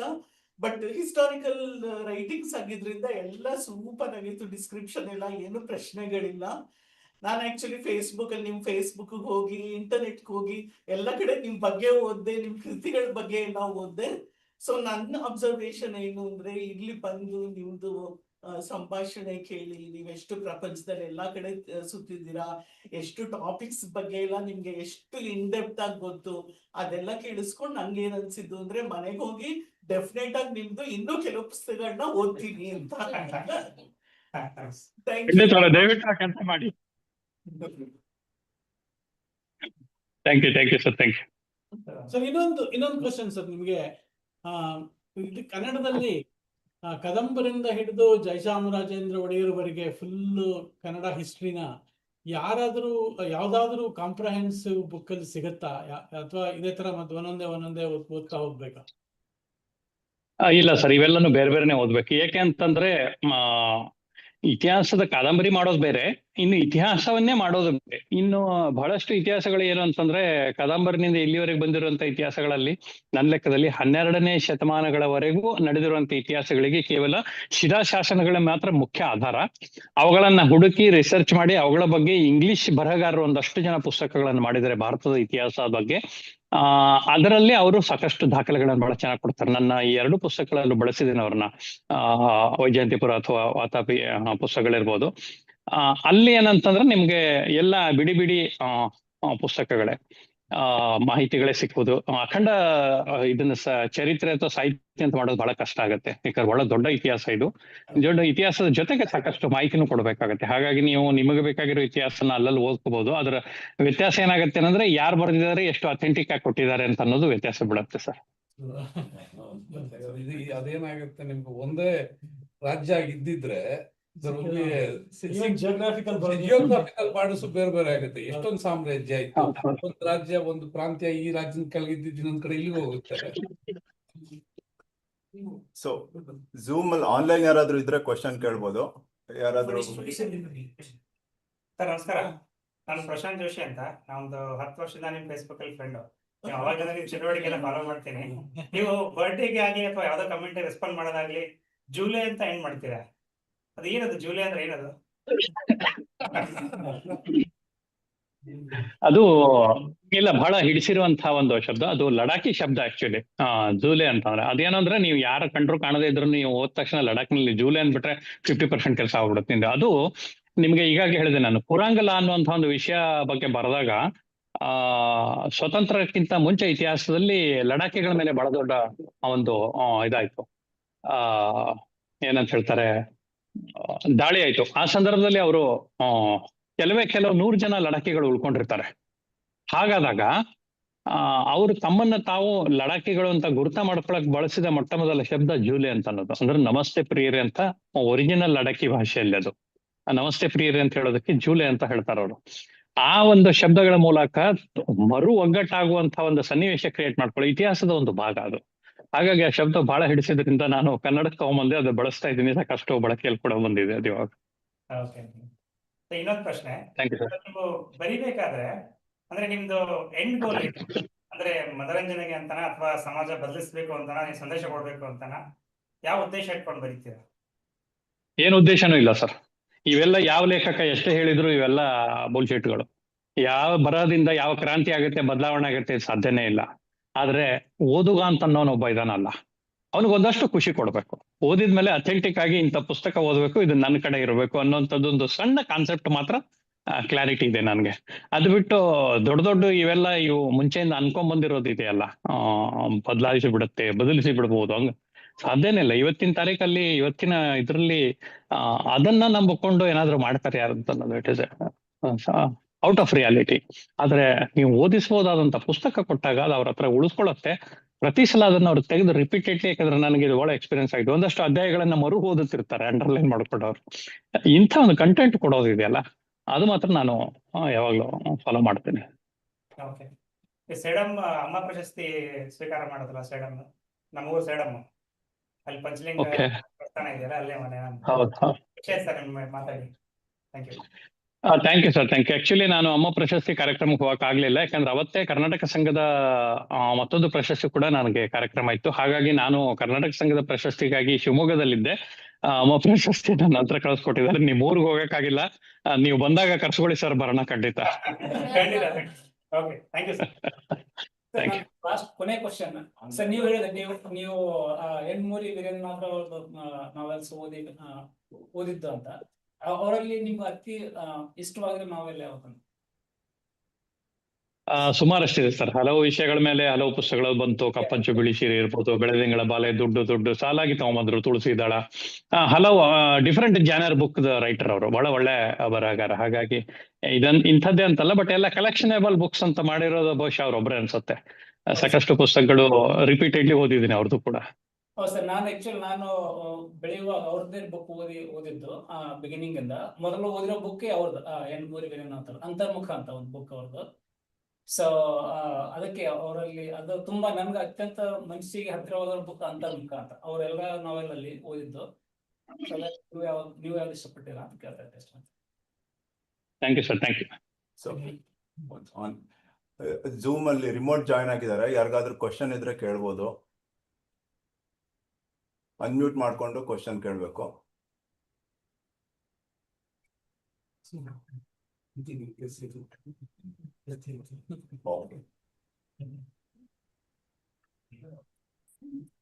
ಓಕೆ, ಇನ್ಯಾರಿಗಾದ್ರೂ ವಿದ್ಯಾ ಕ್ವಶನ್ ಇಲ್ಲ? ಓಕೆ ಸರ್, ಸಂತೋಷ್ ಅವರೇ, ಒಬ್ಬ ವಿಶೇಷವಾದ ವ್ಯಕ್ತಿ ನಿಮ್ಮನ್ನ ಮಾತಾಡ್ಬೇಕು ಅಂತ ಇದ್ರು. ಅವ್ರು ಝೂಮ್ ಅಲ್ಲಿ ಇದ್ರು, ಬಟ್ ಕಾರಣದಿಂದ ಹೊರಗಡೆ ಹೋಗಿದ್ದಾರೆ, ಮತ್ತೆ ಜಾಯ್ನ್ ಆಗ್ತಾ ಇದ್ರೆ. ಗುರುಪ್ರಸಾದ್ ಕಾಗಿನೆಲೆ ನಿಮ್ಗೆ ಗೊತ್ತಿರ್ಬೋದು. ಮಿನೆಸೋಟಾ ನಿವಾಸಿ. ಅದೇ ಅವರು ಹಾಯ್ ಹೇಳಿ ಅಂದ್ರು. ಅವ್ರ ಕಡೆಯಿಂದ ನಾನು ಹೇಳ್ಬೇಕು ಅಂತ ಹೇಳಿದ್ರು. ಇಲ್ಲ ಸರ್, ನೀವೇ ಜಾಯ್ನ್ ಆಗಿ ನೀವೇ ಹೇಳಿ ಅಂತ ಹೇಳಿದೀನಿ. ಅವ್ರು ಮೋಸ್ಟ್ಲಿ ಜಾಯ್ನ್ ಆಗ್ಬೋದು. ಓಕೆ.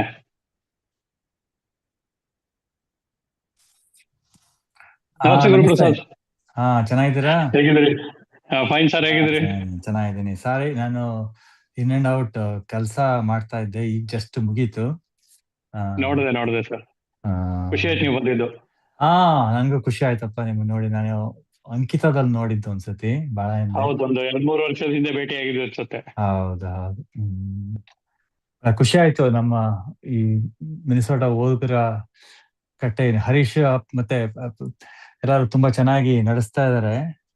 ನಾನು ಸ್ವಲ್ಪ 1-1.5 ಗಂಟೆ ದೂರ ಇದ್ದೀನಿ, ಸೊ ಹಾಗಾಗಿ ಸ್ವಲ್ಪ ಯಾವಾಗ್ಲೂ ಬರೋದ್ ಕಷ್ಟ. ರಮೇಶ್ ಎಲ್ಲ ನಂದು ಇದ್ರ ಬಗ್ಗೆನೂ ಅಂದ್ರೆ ಯಾವಾಗ್ಲಾದ್ರೂ ಹೋಗಕ್ ಟ್ರೈ ಮಾಡ್ತೀನಿ, ಬಟ್ ಈ ಕೆಲಸ ಈ ತರ ಗುರುವಾರ ಮಾಡ್ತಾರ ಅವ್ರು, ಸ್ವಲ್ಪ ಕಷ್ಟ ಕೆಲಸ ಮಾಡ್ತೀನಿ.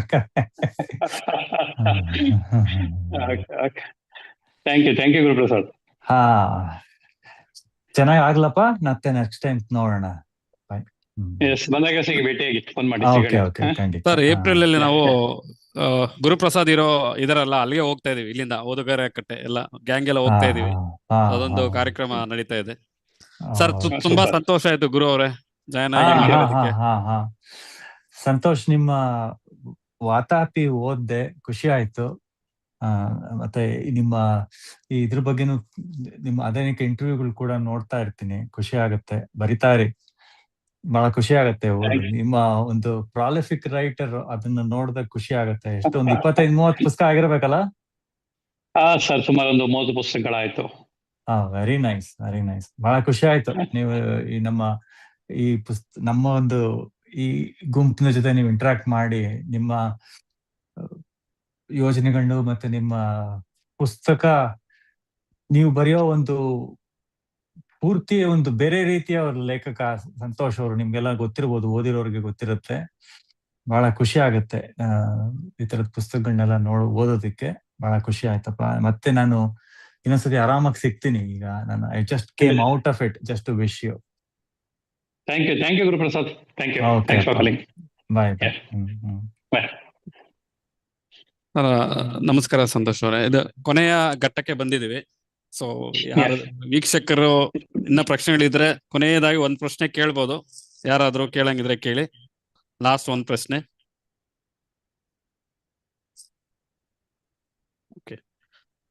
ಇಲ್ಲ ಸರ್, ತುಂಬಾ ಸಂತೋಷ. ನನಗೆ ಗೊತ್ತು ನಿಮ್ಗೆ ಸ್ವಲ್ಪ ಅನಾರೋಗ್ಯ ಇದೆ, ವೀಕೆಂಡ್ ಎಲ್ಲ ಟ್ರಾವೆಲ್ ಮಾಡಿದ್ದೀರಾ, ಕೆಮ್ಮೆಲ್ಲ ಇದೆ. ಬಟ್ ಅದನ್ನೆಲ್ಲ ಹೊರತುಪಡಿಸಿ ನೀವು ನಮಗೋಸ್ಕರ ಇಷ್ಟು ಸಮಯ ಕಳೆದಿರೋದು ತುಂಬಾ ಖುಷಿ ಕೊಡ್ತಾ ಇದೆ. ಮಿನೆಸೋಟಾ ಓದುಗರ ಕಟ್ಟೆ ವತಿಯಿಂದ ನಿಮ್ಗೆ ಹೃದಯಪೂರ್ವಕ ಧನ್ಯವಾದಗಳು ಸರ್. ಮತ್ತೆ ಭೇಟಿ ಆಗೋಣ. Thank you sir. Thank you ಎಲ್ಲರಿಗೂ.